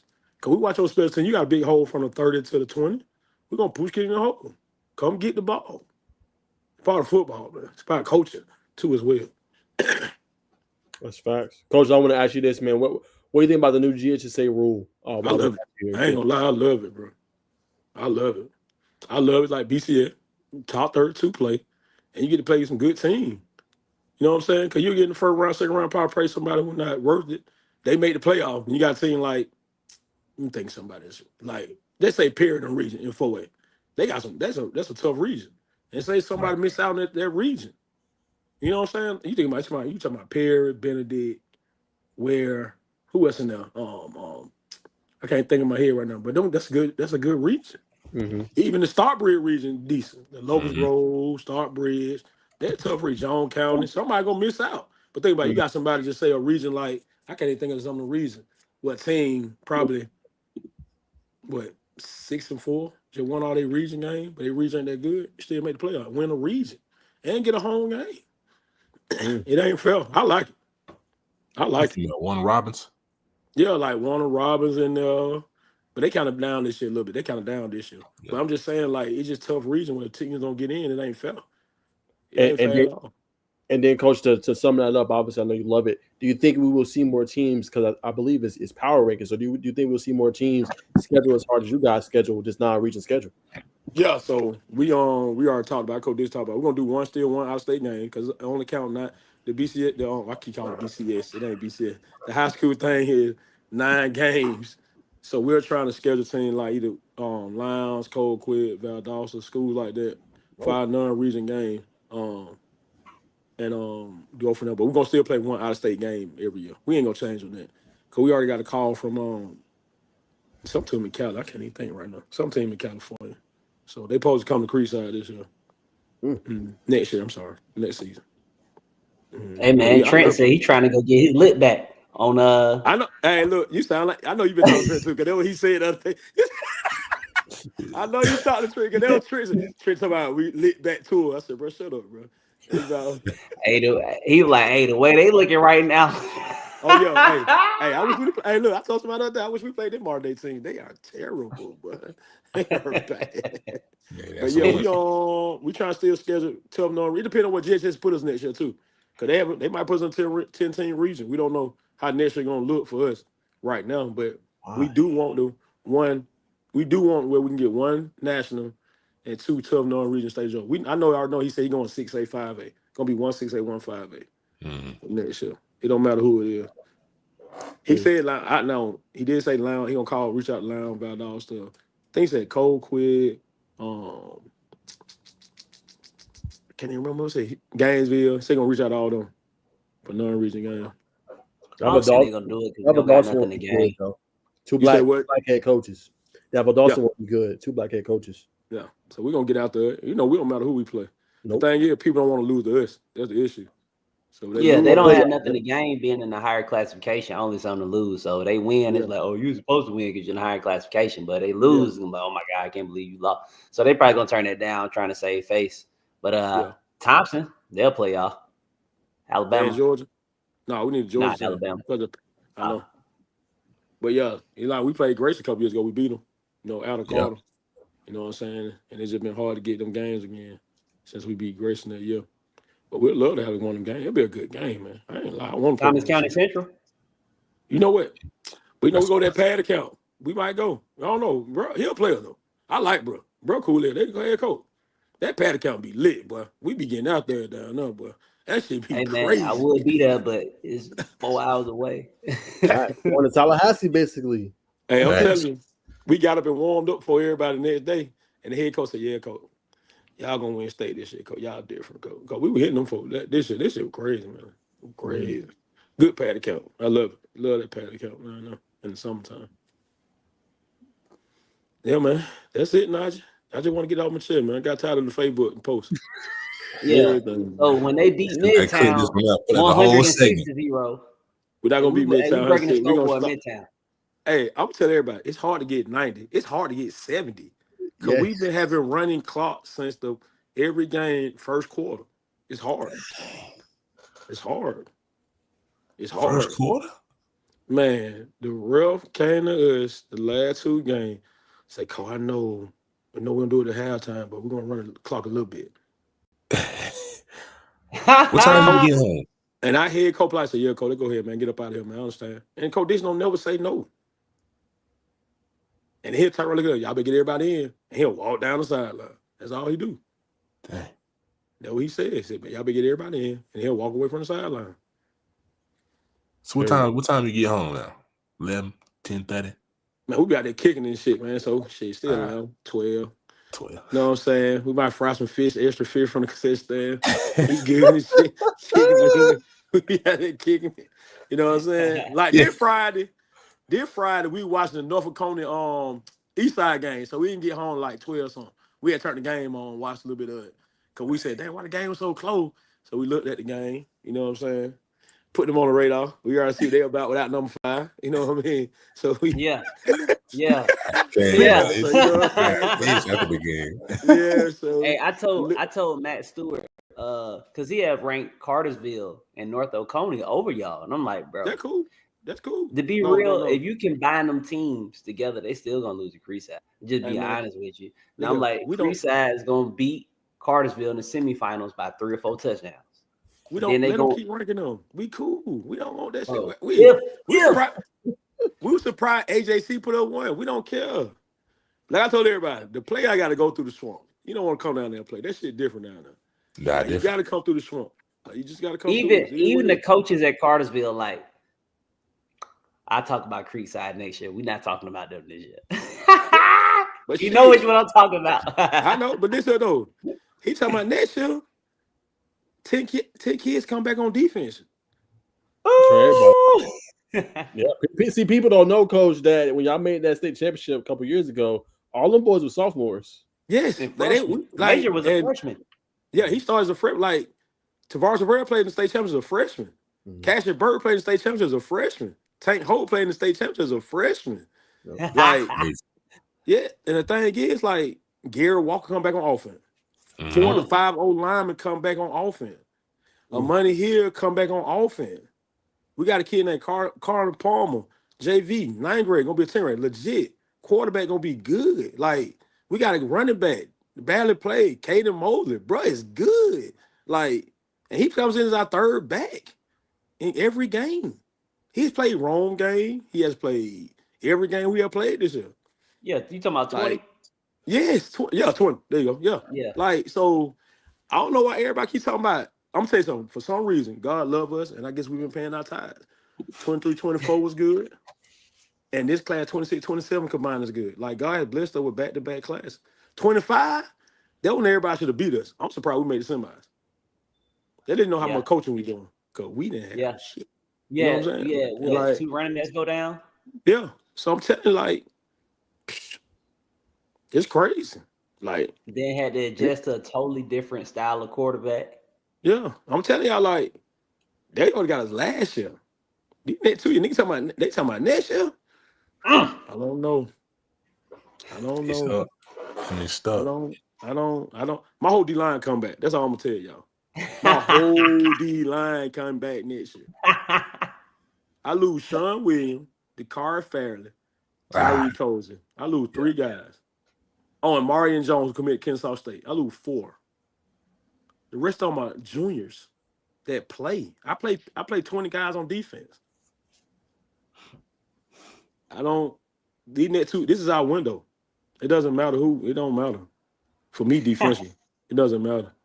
I tell everybody, come to a game. Watch my D line. And you one of the only defensive coordinators who actually gonna utilize the play. Bro, blitz, call man. Are we going against high school quarterbacks? Exactly. They cannot. There's no Trevor Lawrence's out here. And no, Sean we're Watson. not, we're not seeing no CJ. We're not seeing no we're just not seeing it. Now my first year in 5A, we saw some good quarterback, but right now it's just no. The quarterbacks are iron down their receivers. They iron them down once they snap the ball.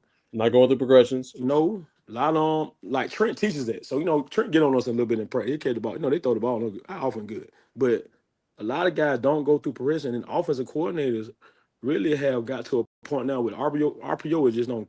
And I love RPO. Don't get it wrong. What I'm finna say to you, but if a team playing man and you don't break RPO, you're not moving the ball. Nope. Because now you in zone. RPO does work against zone teams. Yeah, because you got You a know what I'm key. saying? Somebody Yeah. one. Yeah, you got a You key. can't But read- man, you can't- you just yeah, put all you of it can't- away. Yeah, you can't read us because we're standing and moving and blitzing. And that's on film. Like, I'm not hiding it. Like, everybody got our film. It's on film. And you just need better players. Yeah, you just got to have better players. And now you're talking about going foot to foot, mass protection. Now y'all got 2 people going out for a route, not 3, and you're running back. Low To it. get the ball. Oh, we're going to put our Quarterbacks in head high back. school. Quarterbacks in high school struggle against zone, and people be Yeah. open. So imagine what's gonna happen when you playing man to man and they gotta throw them open or put it to a spot. Yeah, but it's a 50 ball. Yeah. Added to that, you're also blitzing. So now they gotta put it to a spot immediately. Come on, man. It's over with, bro. It fit the ball. You just gotta have better players. You have to beat these people man to man. That's all. But no team in 4A is as talented as y'all player for player. And another thing that people don't realize, y'all have these kids, you know, they look at Fairburn, but everybody act like and play like they from the trenches. They act like they from the city of Atlanta back in like 1995. It's how the practice go. You done been to a practice. Nigel, y'all should come to a practice, man. You'll love it, man. We get after it, man. They be like, I got more free time now, coach. So best believe, like some padded camps and some stuff you invited me so I can never go to. I would definitely be there. I got you, man. But yeah, man, I appreciate y'all letting me get on and explain what happened. But we do respect everybody in 4A. Like I said, Carterville, Norfolk Coney, Benedict, my boy Bubba down there at Benedict. It's gonna be a good one, man. Once we get that first round, second round, gonna be some good football. I ain't gonna lie. Cause like I said to everybody, marriage is still marriage. I don't care what nobody say to me, bro. I don't care. No, marriage is still marriage, man. Brother running the same thing for 30 plus years. 43.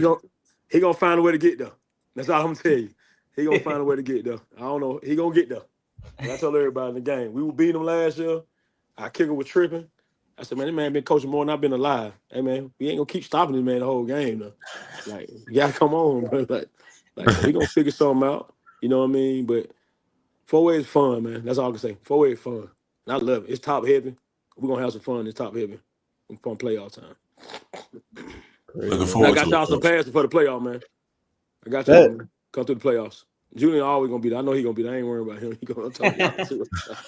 But I got y'all, man. Don't come to the first round. Come back second, third. Yeah, don't come to the first round, though. If we come for the first round, we come for the fifth round. That's it. Yeah, the first round be semifinals. That's when y'all gonna play Carterville. Woo, boy. Yeah. I don't care if Carver playing that day. I'm gonna be that day. It's gonna be lit. It's gonna be, bro don't beat us twice. What it beat us 17-14, 21-18. So, you know what I'm saying? We 0-2 against been close game. You know what I'm saying? He a good coach. They got a good coach staff for them. I respect the coach staff and everything, but you're not running the ball on them, and you're not about to just. If y'all couldn't, they was forcing the ball to Brady Marchese against I think it was Cass, and they couldn't complete it against. Yeah, I got they couldn't. Yeah, they couldn't complete it to him. They just kept forcing it. I'm like, bro, you better ask Boopy Feaster how I get. Oh, don't worry about it. He getting that treatment. He gonna get all that love. Hey, when Coach McCurry say, ask the guys on defense. When I say I love this kid, they know what that means. Oh, you love him. That means we about to get him. I love him. Tell him Coach McCurry loves him. He's a good one. I love him. When I say that on Monday, they were like, okay, Coach, what's the plan? He got the love, man. Love him. Big heart. Big one. I like that. All right, man. I appreciate it, man. Holla at y'all, boy, man. Holla at y'all. Let me know when you come back on, man. All right, man. All right, man. There goes Coach McCreary, man. I appreciate him tuning in real quick, man. So we got interview coming up too in the ranks. Hey, Travion, stay with us, man. We're gonna do these quick predictions, and then we're gonna bring you on. We know Julian don't really like to talk to the kids like that, so we'll bring you on. I know you don't, bro. You be so. How was the game? It was good. That's it? Yeah, it was good. Okay. Jeremy was like, I can. What he said? Because I had some boys, like my boys, who I like be taking care of from time to time, and he was like, I can help them do media training. I said, bro, just teach my boys how to read. We ain't even thinking about that for long. I just want my boy to know how to read, man. Golly. I feel you. All right, man. Well, so we get started with these predictions, man, for going our guest for the interview, man. Bijan Robinson had an 81-yard touchdown, Bacon, by the way. Get a little update. Right. I tapped in. Yeah, so just wanted to let you know that. All right, let me get QB Marcus's picks too. All right, y'all. So we're gonna start with this one, man. TV game. Julian McKeecher and Hillgrove. I think it's gonna be on GPB. Big Hillgrove. Big Hillgrove. Come on, man. Who audio that? You're gonna get us copyrighted, dog. Hey, man. Big Hillgrove, man. Big Hillgrove, man. Hillgrove? What else? I don't even know that mascot. I ain't looking at no rankings. I ain't looking at no games. My boy Jaden James went from McEachin to Hillgrove. I want Hillgrove. All right, that's simple. All right, who you got? Bacon. Well, I'll pull out Marcus's pick. I'm rolling with the Indians, brother. Okay, it's gonna be a big week. That's it. All right. Y'all be showing y'all answer. I'm expecting a long good answers. I'm going with McEachin, man. I believe in Coach Reed. Shout out to Zakir Abdul-Salami, just committed to Kennesaw State today, man. I like their weapons on the outside. Corey Shockley, who we just talked about. Calvin Pittman's been doing a really good job throwing the ball. And the thing about it, McEachin's winning games. No Jerrion Campbell we heard this year. Not going to play. No Nayland Scott. And they're still winning games and continue to play at a high level, man. So I got McEachin winning this one, man. I think the Indians are the real deal. I think they're going to make some noise in 6A this year, man. I'm going with Coach Reed and the Indians. I agree. Let's go Hillgrove. All right, man. Let's get the next one. Keeping it rolling. All right, let's go Griffin Jonesboro. Jonesboro. And I don't even like playing county teams. Yeah, you don't. You got a vendetta against them. Got a vendetta, and I gotta roll with Jonesboro, man. I just think they more battle tested at this point. But if you'd ask me next year, I just said Griffin, but I'm rolling with Jonesboro for sure. Yeah, same for me. I'm gonna go Jonesboro. I think they come out on top. A team I think that's getting right at the right time. I know everybody's like, oh well, maybe Central Carrollton isn't that good because they hung tough. No, I think Jonesboro has a good team. I think they got the weapons on the outside. Ethan Stark's been doing his thing. I'm saying this year they got Lucius Murray, who's an outstanding back for them. I love seeing him in person, man. And in the senior night, man, them boys want to go out, on top. I remember the story of, John Tavius and Cortez. They weren't really known, flying under the radar, and finally got on the scene. And I know the boys want to finish out their senior night the right way, man. So I'm going Jonesboro, big win against Griffin. All right, next game, Northgate and Hughes. Bacon, I'm starting with you. This game is on Peachtree Sports Network. You are expected to be in attendance. So who are you going with, brother? Yeah, I'll be in attendance for this one. I'm gonna go Langston, man. I'm gonna go Langston Hughes. As much as I'm definitely gonna pick Northgate over Lovejoy, but this is not the game to pick Northgate. You know what I mean? Just when it comes down to Langston, bro, they just got a lot, man. They got a lot. They got DK. You know what I mean?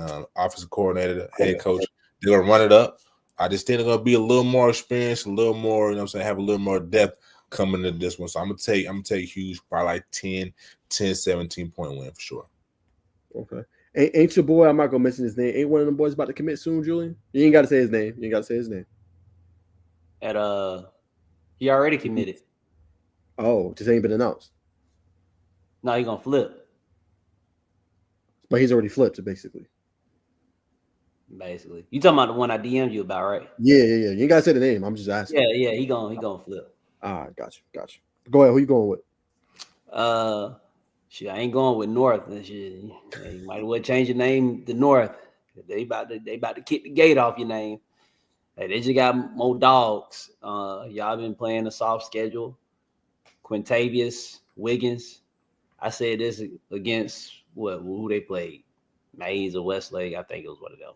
He about to break his own record for most broken tackles in one game. Carson Baker, Julian Kendrick, Jamarion McKinney. They really gonna beat the snot out of y'all. It should be 42-0 with the running clock in the second half. Lord, you ain't getting up there's no chance, man. Lord. And the Creekside JV team might beat Northgate. Like Northgate has not played going on. What is it, Bacon? It's gonna be a solid game. Don't let that Julian smoke screen fool you. It's gonna be a solid game. Turn your TV to GPB, put your feet up, get your wine cool, whatever you drink. It's gonna be a nice game. Okay. Now Peachtree, you said GPB, Peachtree. Hey, GPB, Peachtree TV. It's gonna be a good game. It's all the same. They both get no views. You wrong, bro. You wrong, bro. I'm gonna go Hughes, bro. You wrong.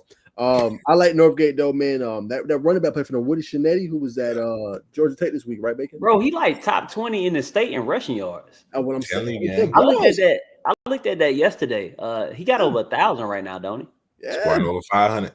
Yeah, like he got more than Will Rejecki. Mm-hmm. He can tote it, bro. Coming out of the first week, had the most yards, I think, out of everybody in the nation. They ever featured them on Rivals or something. Yeah, I seen that because I was looking at Amari Latimer stuff. Yeah, that surprised me. But Sound like you flipping, brother. Sound like you're trying to come over to the gate, man. They're gonna break that gate. We go to the apartment complex and the gate always open. Yeah, that's exactly on the south side.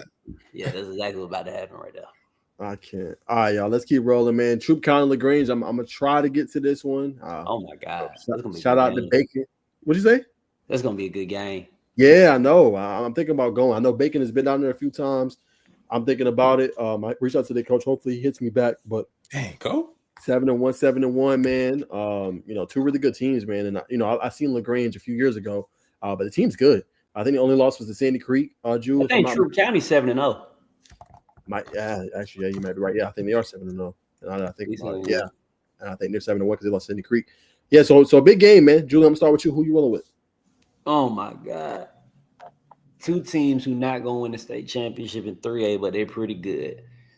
I want to go with Troop, but I'm gonna go with Troop. Fuck it. I like LaGrange. LaGrange is pretty coached up. I guess it's just a gut feeling. And the Troop been on the roll, so I'm just going with them because they on the roll. Okay, respect. Bacon. Let me see. I'm rolling with LaGrange, man. Rolling with LaGrange. You know what I mean? They got Dylan Barber. You know what I mean? Playing well. This shit. Huh? He's playing well. Yeah, he's playing well. You know what I mean? On a four total touchdowns. Oh, excuse me, 4 passing touchdowns. I think 4 rushing on the ground. And I mean, they got some receivers, and that defense is always fine tuned, man. They had a lot of young guys last year. I think second or third year in the system.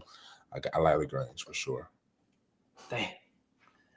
I'm gonna go LaGrange too. To your point, Dylan Barber's their leading rusher too this year, 515 yards rushing. Yeah. He's playing really good for them. I'm also going with LaGrange, home game for them, and I'm just trying to stay packed in that region. I don't think they'll win the region title because they lost to Sandy Creek, but they should be able to come out on top. So I'm going with the Grangers, man, with a big time dub.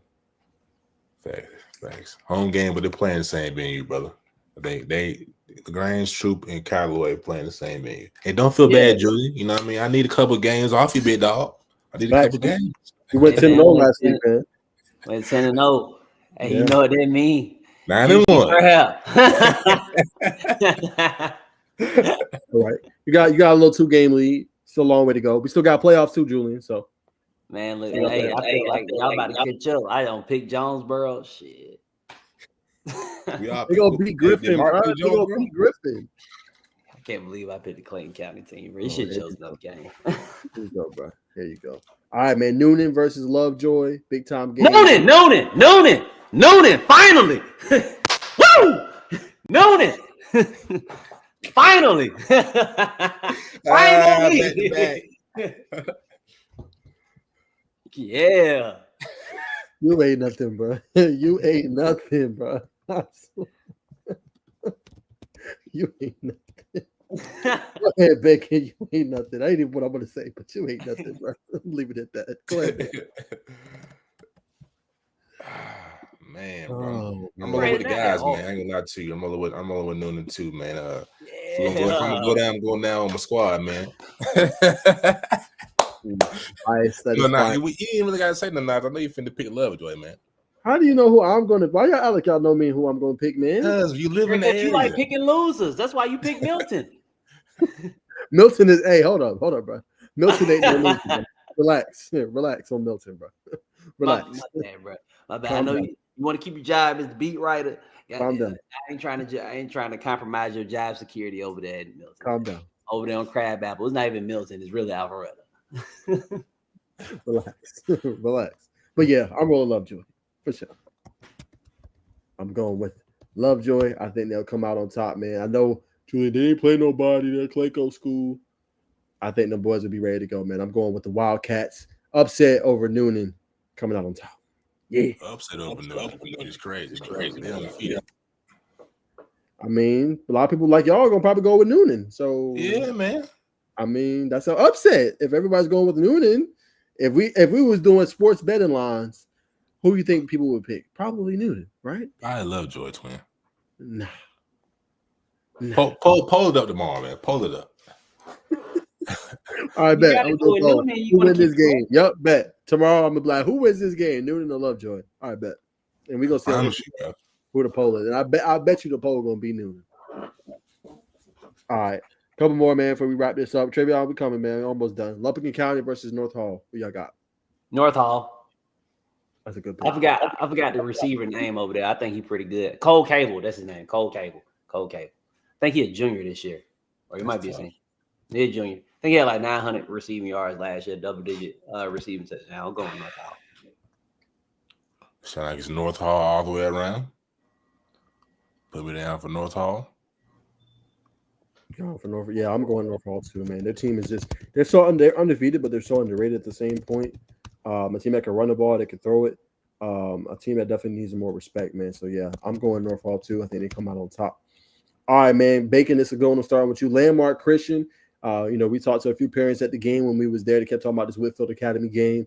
Another game we don't always discuss, but who do you think wins this one? Big time private school game. Yeah, big time private school game. Landmark. They gotta travel up north, I believe. That's a long road trip. I just don't know if they got the beef. You know what I'm saying? That Wendy's commercial, where's the beef? I'm not sure if they got it. But it's gonna be a good game. It's gonna be good. It's gonna be a good game. I expect Skylar Hamilton. I expect, you know what I'm saying, 2. You know what I mean? Javon Freeney, Comto and Kempsey and Body. You know what I'm saying, to do their thing, but I'm not sure if they got enough on the trenches. So for that reason, I'm going with Whitfield County by 10, 17-point win for Whitfield. Going for Whitfield Academy. Julian? 2 teams with almost zero talent. I don't see that, bro. The toilet bowl of the century. Who should I pick? 2 bad teams. Well, Landmark Christian is worse. I'm going to go with Whitfield. Okay, you're going with Whitfield Academy. Yep, they're 6-1 this year. Yep.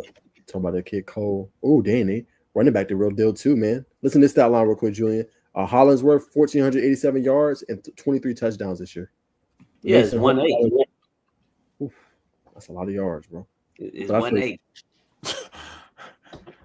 Like Zayden Cook had almost 3,000 rushing yards in like 12 games last year. Yeah, that's crazy. 1-8 football. That is true. All right, y'all. Last one of the day. Oh, I'm going Landmark Christian, by the way, for those at home that are asking. Going Landmark Christian, man. I think they'll be able to go on the road, pull out that win. I like what I saw. They can run the ball. They got a lot of weapons. I think in the trenches, number 17, number 24 will be able to get it done. Going with Landmark. All right, St. Pius versus Lithonia. I'm sorry with you on this one, Julian. Who you rolling with? Man, I want to pick Lithonia so bad, but after seeing them versus South Cab, I'm like, oh my god, bruh. Lithonia is more talented than St. Pius, but I think St. Pius is gonna figure out a way to squeak by with a win. But they are not a more talented team, player for player. Lithonia, but I seen how this story go 1,000 times. Even with Marist, I don't know, they just keep winning their Marist. So I'm gonna go with St. Pius. All right. Give me Lithonia. I think they get it back on track this week. And I'm saying impose their will. On St. Pius. All right. Another game, fellas, we're splitting hairs on. I'm with Julian, man. I'm going St. Pius. A little worried about Lithonia. I think I've seen St. Pius last year when they played South Cab. Very good coach team. They can go through adversity, and they're always going to find a way to come out on top. So that's a team I think they'll be able to do the same, man. So I'm going St. Pius. But as we wrap this part up, the games we were split on, everybody, St. Pius, Lithonia, Landmark Christian, Whitefield Academy was obviously a big one. Lovejoy Noonan was another one we was all split on. And then obviously went with Hugh. Yeah. And then obviously Hillgrove and McEachern. Those are the 2 games everybody was split on, by the way. So I think we'll see some different results. Hey, I think McEachern should win, but I'm rocking with Hillgrove, man. I want Hillgrove to win. I want Jaden James to get back. I want it. I stand on it. And if they win, I'm gonna screen record me saying this, and I'm gonna put it up. But if they lose, I will never be seen. I can't. Man. I was supposed to go to that game, but we're gonna be in you know what I'm saying? Oh, you going to Boise this week? Yeah, man. All right, leaving on Friday. Yeah, we're leaving on Friday. Gotta get up there, you know. Do a little dining. You might get wine and dine with the sponsors, you know what I'm saying? Shout out to Terry's Favors. He the reason why I'm getting fed for free. Got a hotel for free. Damn near reimbursed me for the plane tickets. The fans did. Wow. Yeah, I put the booking confirmation on Twitter. They was like, how much it costs? I told them they sent me double what I paid. I was like, damn. Shit. That's crazy. Might change my last name to Favors. Shit. All right, they mess with you, man. You did something right, man. You did something right. But I will let you go, Julie. Any last comments, man? We'll let you ride. I regret picking Jonesboro, but you know they gave me no choice. I wish he would have picked another game. I'm a big Clayco hater. I do not support Clayco anyway. I love Ced Brooks, the defensive coordinator over there at Jonesboro, and I would do everything in my power to get him a high-end paying job close to his house somewhere else out of Clayton County. That's all I got to say. You ain't bring on the man from Vegas, man. That went to Vegas. 100%. Well, all right, Julie, we appreciate you, man. We're going to tap in with you as always, brother. And if you have any inside intel, man, send it my way, man, so I get these articles, these stories. Okay, brother. I see you. See you later, man. Peace. All right, Travion, man, we ready for you, man. Where you at? You watching the game, man. You watching the Birds play, dog. Huh? I say you watching the Birds play right now. Ain't nobody watching y'all. Man, all right, don't stop. Come on now. We up 21-7 against the Bills. The Bills that everyone thinks is going to win the Super Bowl this year. Guess what? They're not that good. Not that good. So what does Not that that mean? good. Great. I hate it for my team. I hate it for my family. I just got a They bad won a one. bowl this year, man. Won a bowl, bro. Who they? Damn they. All right, let me text them real quick. Do you think, brother? So we ready for you? We are ready for you. Okay, he's commenting. Let's see. Hey, bring your camera though, man. We got to see your face, man. Bring your camera. Put your camera on, man. So we can pub you out.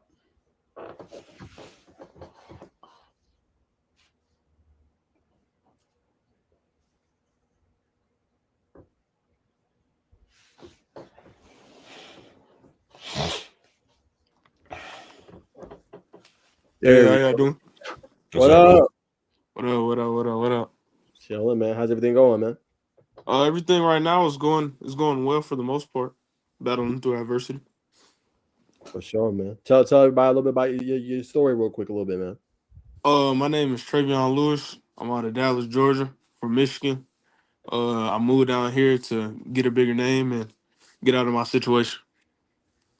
100%, man. So obviously, how's the season just been going with East Paulding, man? What's some big things you've been learning?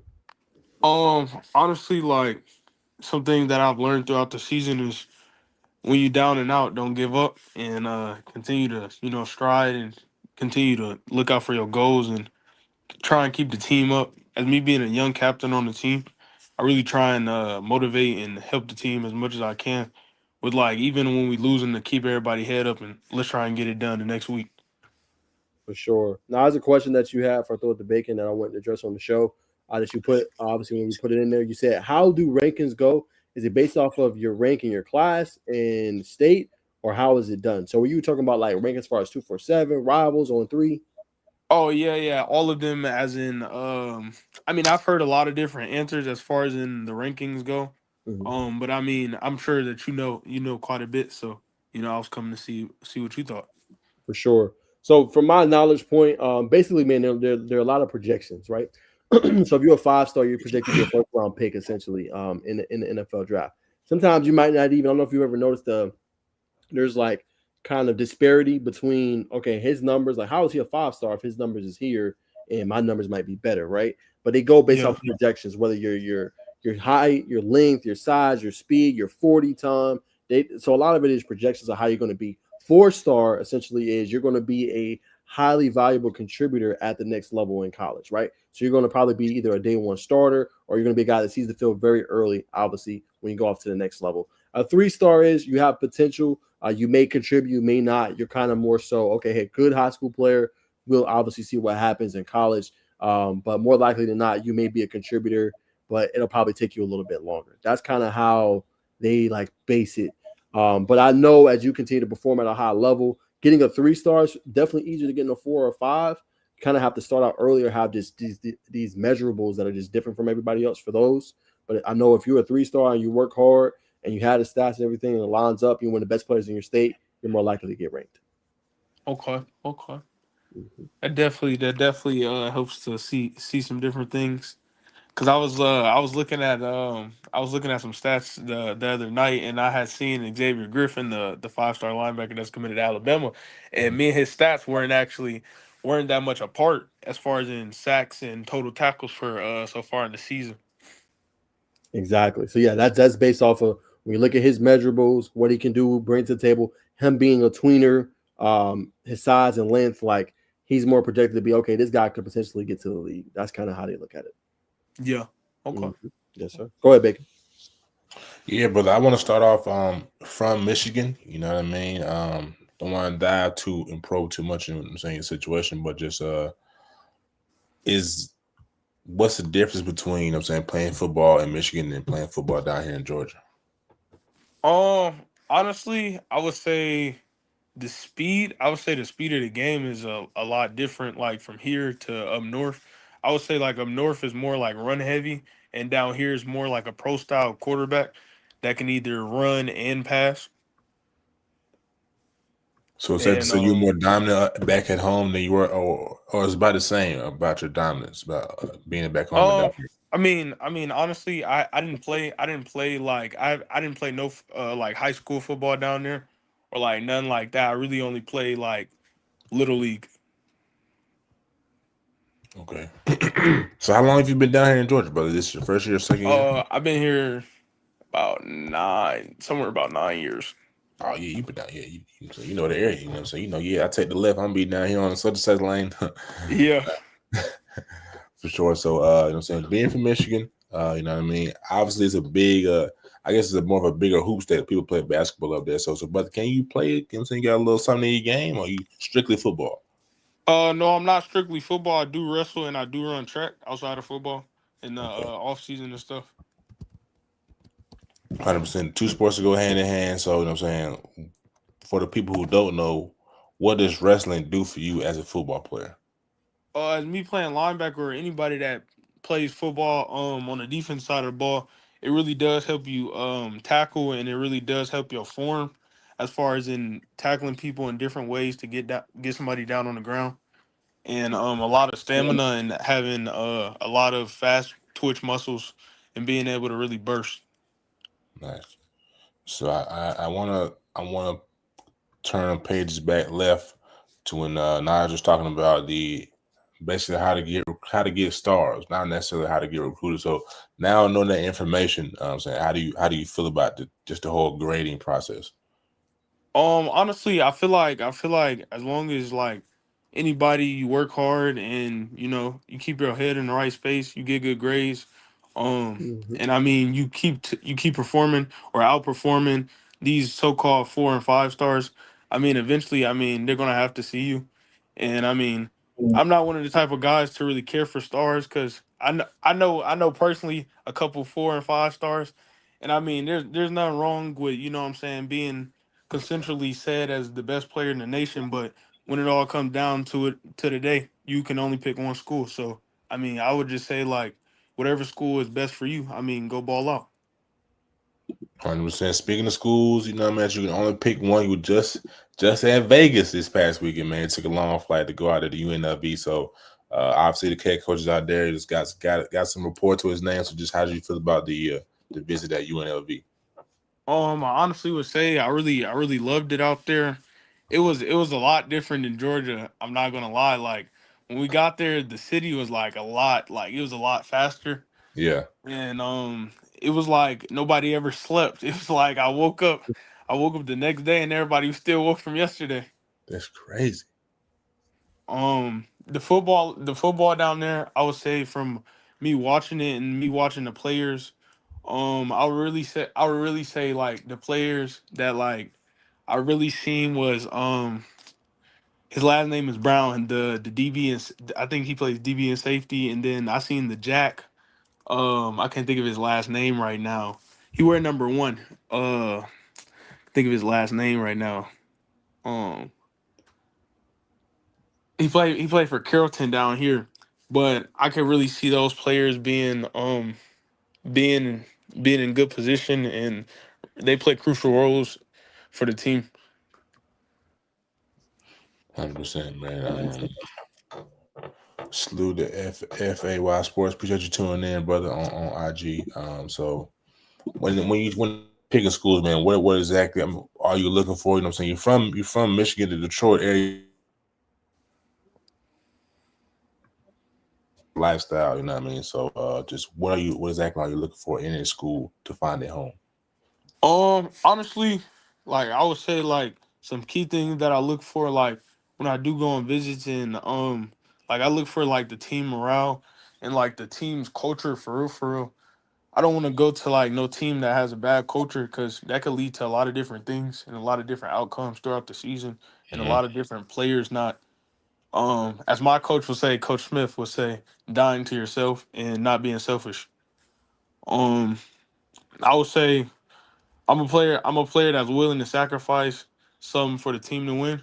Um, and I would say I want to go and get a good education.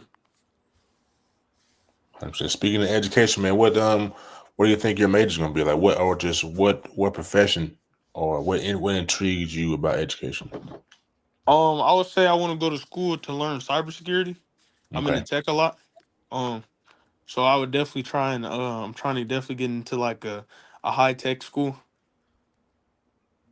Definitely trying to get into a high tech school. A couple a couple new schools on my radar that I'm really trying to secure, and lock them down. 100%. Go ahead, Nash. So, question for you, Draven. So, what do you bring to a team that maybe not other linebackers bring? Obviously, you seem very intelligent. Obviously, you're high in the tech. You kind of already know what you want to major in. So I know that you're getting it done in the classroom. So, what else do you bring to a team that maybe others don't, in addition to your play on the field? Um, I would say what is something that I could bring to a team that many other linebackers wouldn't. Um, I would honestly say, um let's see, I could say like, let's see, leadership would definitely be one. Win, draw, or loss.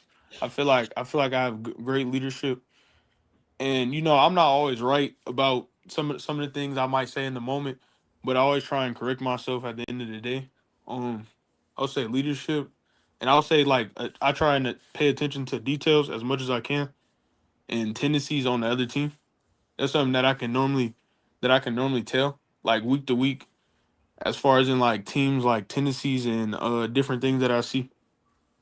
Okay, let's break down leadership a little bit more if you don't mind. So, all right, y'all won a game. Let's say y'all didn't play it how you wanted to. What's your message to your team, knowing hey we won, we'll take the win, but we got some things we need to clean up.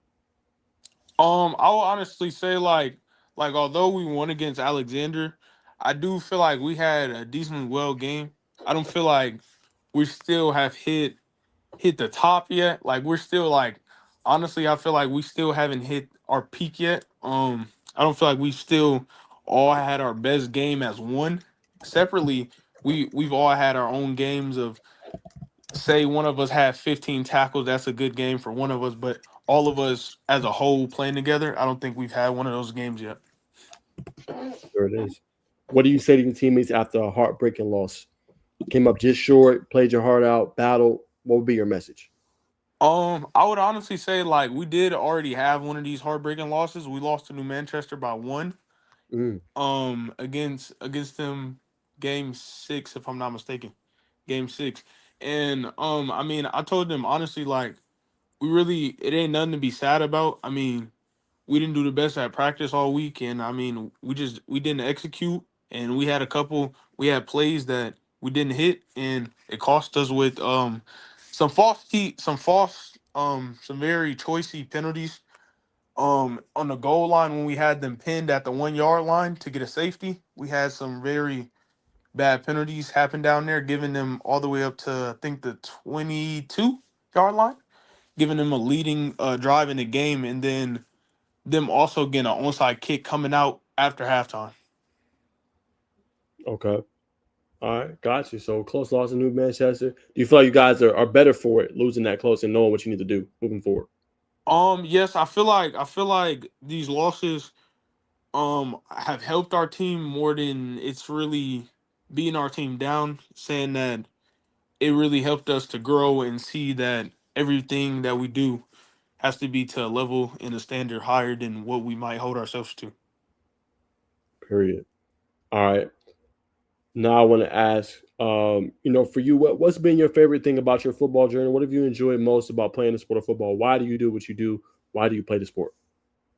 To be honest, like I think like my biggest thing, like why I really like football drives me every day is because like I ain't never been like the kid to like to be like I want you, like I ain't never been the kid to be picked first. Like I always been the kid to be doubted. And I think that really keeps me driving, and everybody always counts me out, to be honest. Okay, so if you don't mind expounding, obviously you talked about now I was being popular, I was being picked. So obviously that gives you probably a different drive than everybody else. Does that kind of go hand in hand with like your why of why you play football, or is your why for you different? Honestly, no, like my why, I would say I have many different things that drive me on my why, but I think it goes hand in hand with my drive and why I would say I never give up. Cause I mean, I done been down and out throughout the season this year and many different things in adversity, going through injuries and many different position changes and all throughout. I mean, it's been a season. Put us on game, man. Obviously, you're a dog for East Paulding. We know y'all got great players. Who else should we keep an eye on and get on the radar? I would honestly say I could advocate for on the defensive side of the ball, a safety that I would say y'all should keep a watch out for the class of 27, Gabe Thomas Field. I think he has 3 picks and he's leading our region in interceptions right now. I think that he's definitely somebody that y'all should keep your eye on. Also, the linebacker that plays next to me, Sam Lumpkin, he's in class of 2028. He's a good linebacker. He plays off of instincts and he's pretty fast. I would say also one of our corners, Angelo. Can't think of Angelo's last name, but Angelo, class of 27 cornerback. He does. I would say that he has pretty well tape for a cornerback, and our coach would say he does have some well teach tape on his film. And offensively wise, our running back, class of 28, Flante Lumpkin. Um, he's a more of a power back, not so much elusive, but a downhill north type of back. Um, Receivers, I would say we got Kirk. We got Kirk. He's one of our top receivers, and Jalen Prater is a top receiver in the region. I think Kirk is 1 or 2 in the region, and I think Jalen's 3rd or 4th in the region for touchdowns for both of them for touchdowns. And our quarterback, Bodie Spence, as many of y'all might know him, and our other back, KJ Kennedy, I would say Gotcha. he's an elusive back. Okay, Bacon. I'll throw it back to you. 100%, brother. I just want to dive back into it because, like, about what you said about just your mentality about not being everybody's first choice. You know what I'm saying? So growing up with that, obviously, you know what I'm saying, you got some resilience, you got some grit. But I mean, how has that shaped you into who you are? You know what I'm saying? What have you done? Let me back up. You know what I'm saying? How has that made you approach life differently? You know what I'm saying? Being people's second pick. It's honestly, I would say, approaching life. I would say, like, for me, I feel like I've had to work a lot harder than some people, where it's given instead of for just me having to go get it and really just like outstat them and prove certain coaches wrong. And you know what I'm saying? Do you see the benefit of having to go through something like that that's going to prepare you for later down in life where people just been handed things and haven't have to work as hard, where you've been really getting out the mud, proving your self worth? Yeah, I believe that it's God's plan, to be honest, and I think that God only puts his toughest soldiers through the toughest battles, and I mean, as long as you keep faith in Him, I mean, I think life can always be great. How would you describe your personality? I say I'm a pretty open person. I mean, I would say if you really didn't know me, you probably think I'm quiet. I don't really talk that much like at school and stuff, unless it's like to my teammates. I don't party or none of that. I really just work out, do schoolwork, and I mean chill for the most part. That's about it though. So what makes you be, you know what I'm saying? What makes you be to yourself, brother? You know what I'm saying? Is it because you're Um, not home? I wouldn't even say that. I mean, I'm just not a big people person. I would say I don't do like any like a lot of stuff that teams doing now, and I don't try and put myself in those situations to where anything could happen or jeopardize my football career. I'm saying, well, I mean, I would say, you know what I mean, doing solid on here, man. Like you said, being pretty open. I'm sure when you go out to the visits, you know what I'm saying, you probably chop it up because you know it's a business thing to a certain degree, chopping it up with the coaches on the visit, you know, just showing that you're interested, wanting to be there. Um, but I want to ask you this as well. I'm saying, what characteristics have you taken from Michigan that you carry down here, you know what I'm saying, to Georgia? Characteristics that I would say is like um don't judge a book by its cover. Um, don't judge a book by its cover. Mm-hmm. Like as far as and what I mean by that, like don't judge somebody by based on what you think they got or what you think they just got it off of just nothing. You know, a person could really you're gonna really know a person based off what they do when a coach or somebody ain't there to watch them. It's what you do in the dark that's gonna come out to the light. And I mean, I would say just don't judge nobody off of what you see the first time. 100% great principles. And I want to bring back up football, man. We talked about tweener and talking about somebody else, but I feel like you're a tweener in your own right. You may have already said that you play probably I think a little 5 tech on the outside. You play obviously stand up linebacker on the outside. So just talk about, you know what I'm saying, and you got great speed, you know what I'm saying, coming down, going from playing zone to attack, coming down here to attack the ball carrier or the QB playing a little spy. But just talk a little bit about your versatility, you know what I'm saying, and why you're one of the best linebackers in your classification. I will honestly say, I would say like that I can get it. I could cover the running back out of the backfield, and then I Hmm. could spot a quarterback. And I've actually this season I've played in the 3 tech, and I've actually gotten 1 or 2 sacks off of it Okay. as it being my first time playing in the 3 tech. Yeah. With our new defense and new installments, I would say that I can play out wide as the 5 tech too, and I can play the middle and the Sam and the wheel too, also as the coverage backers. Nah, that's legit. But so did you train before you played it like 3 tech, like any defensive line moves, or you just kind of going in a raw Um, ability? I mean, I had like before they installed it, I had two days to like prepare. I mean, we went over. I just learned double teams this week. I learned double teams this week. Some today and some last week. But I mean, honestly, I didn't. It was my first time ever being a 3 tech because I'm normally a 5 tech as the jack, as they would say in college. Absolutely. Nah, for sure. So you picking up things quick, like I mean, you just you know what I'm saying, natural, bro. To be honest, fair to say. Um, but honestly, as like covering, I feel that I definitely have some things that I could work on, and I definitely want to be able to cover, allow my coaches to believe in me to cover a prime receiver 1-on-1 as a nickel. Okay. Okay. Okay. What makes you think you? Let me check your weight, brother. If you got it in your bio, do not have it in the bio. But I'm sure you got to be like what 220, brother.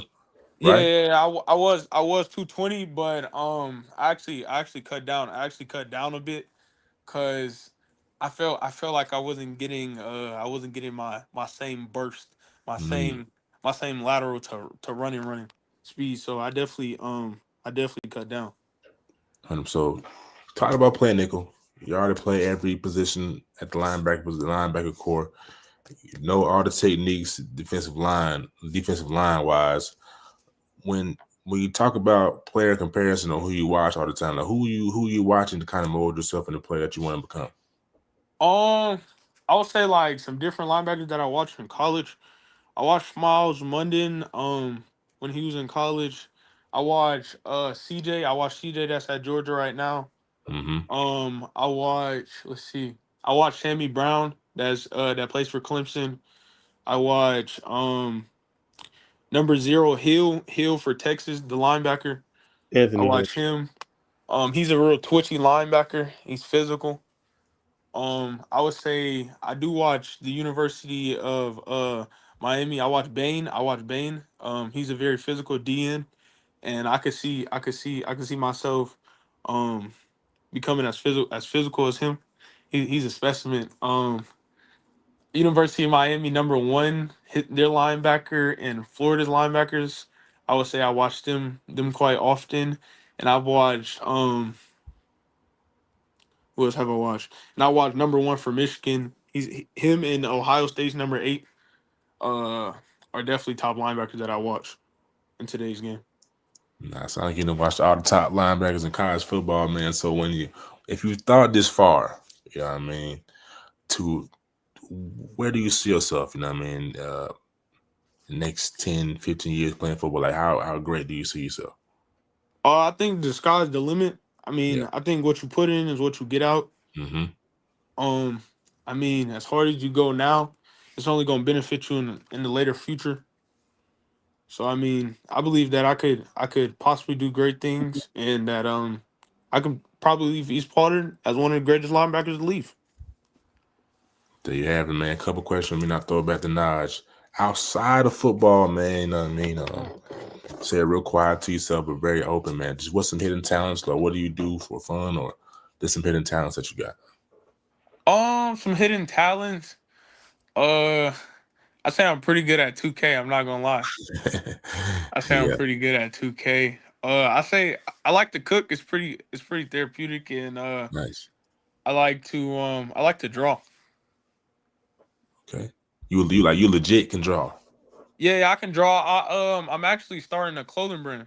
Nice. What's it called? Go ahead and plug What? that. It's called Future Stars. It's gonna be an athletic and regular clothing brand. When Okay. you started, send me the link, man, so we can throw it out there to support you.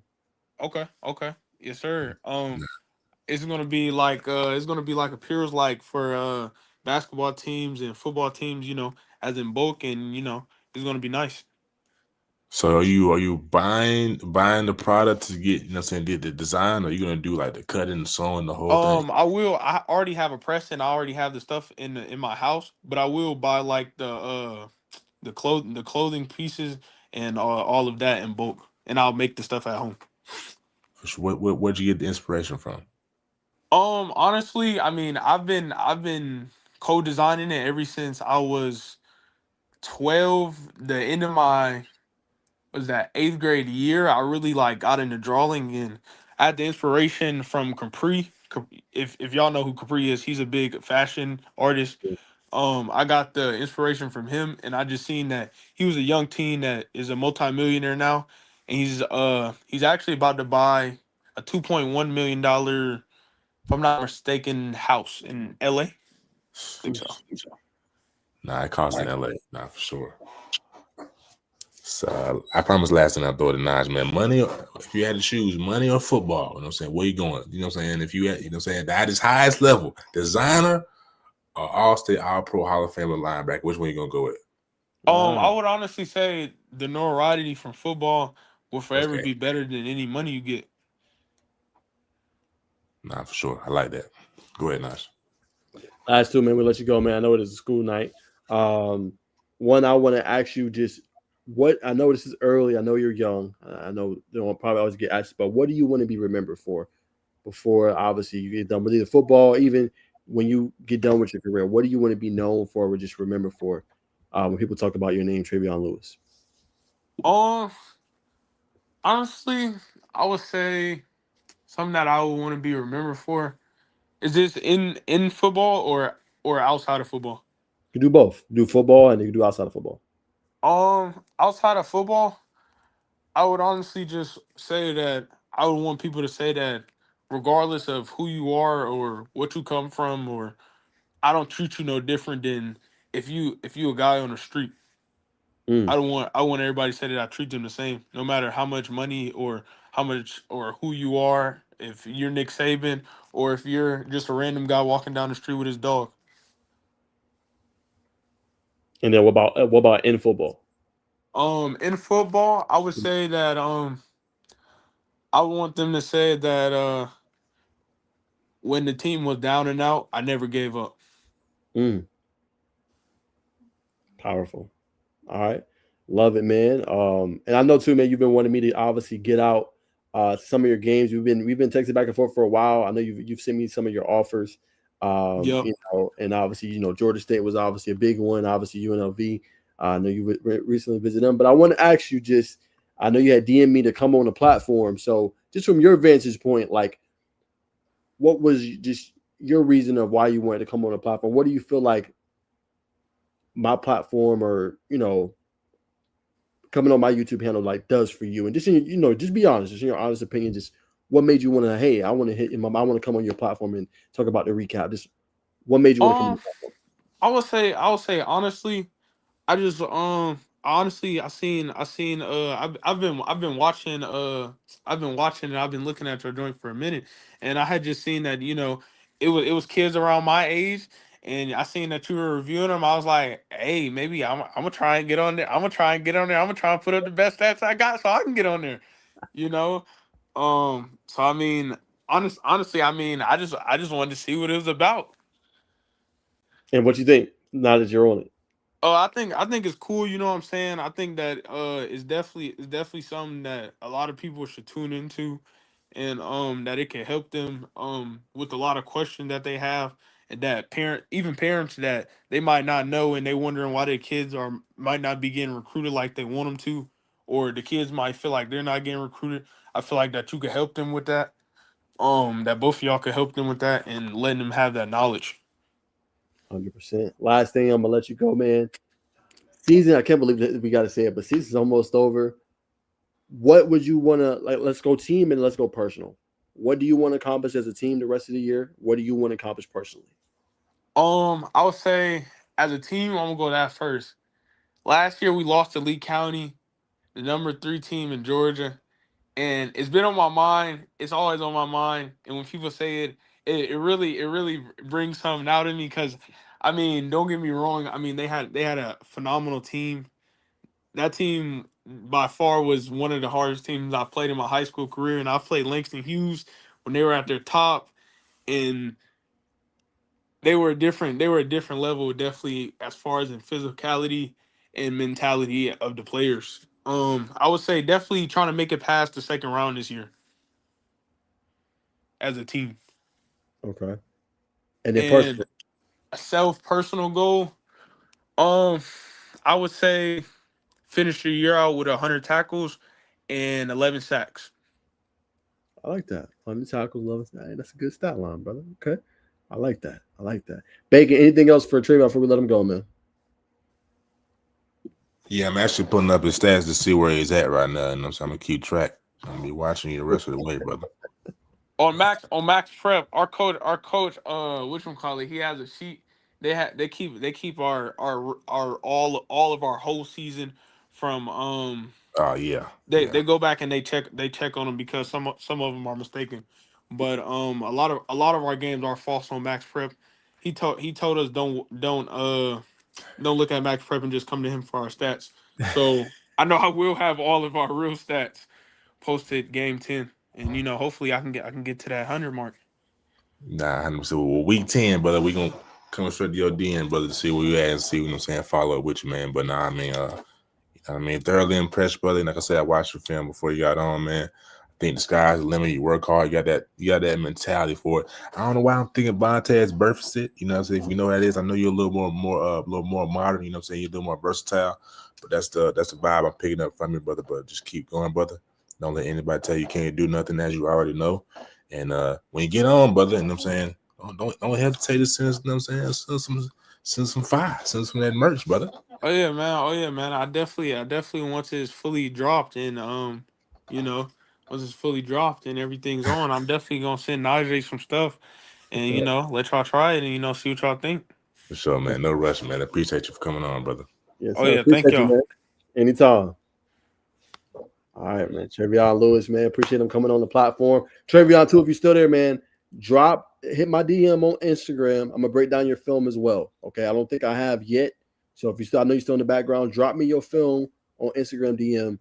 This week I'm booked, but next week I got you. You'll be one of the first ones I do next week on the channel, man. So definitely send me your film and I got you, brother. But yeah, y'all, that's gonna do it, man. For the show for today, 2 hours and 15 minutes. We appreciate y'all tuning in, man. Jam-packed show as always. We had Coach McCurry on. Obviously Julian came on. We did our game picks. Talk about the biggest headlines, man, that we had on Trevion Lewis. Stand out, obviously, for the East Paulding Raiders, man. So we appreciate everybody tuning in, man. You catch me tomorrow. Tell the Tape Tuesdays at 6:30. We'll have an interview as well later on. I'm gonna verify and confirm it before I say it now. But I might have an exclusive interview about a guy that committed over the weekend, seeing why he committed to that university, and give you guys the intel and the sauce, the little sauce.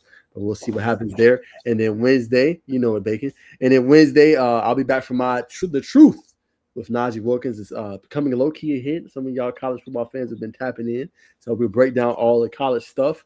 And then I'll have another interview with Neve Bohoken from North Gwinnett, 2030 quarterback, young buck, 8th grade.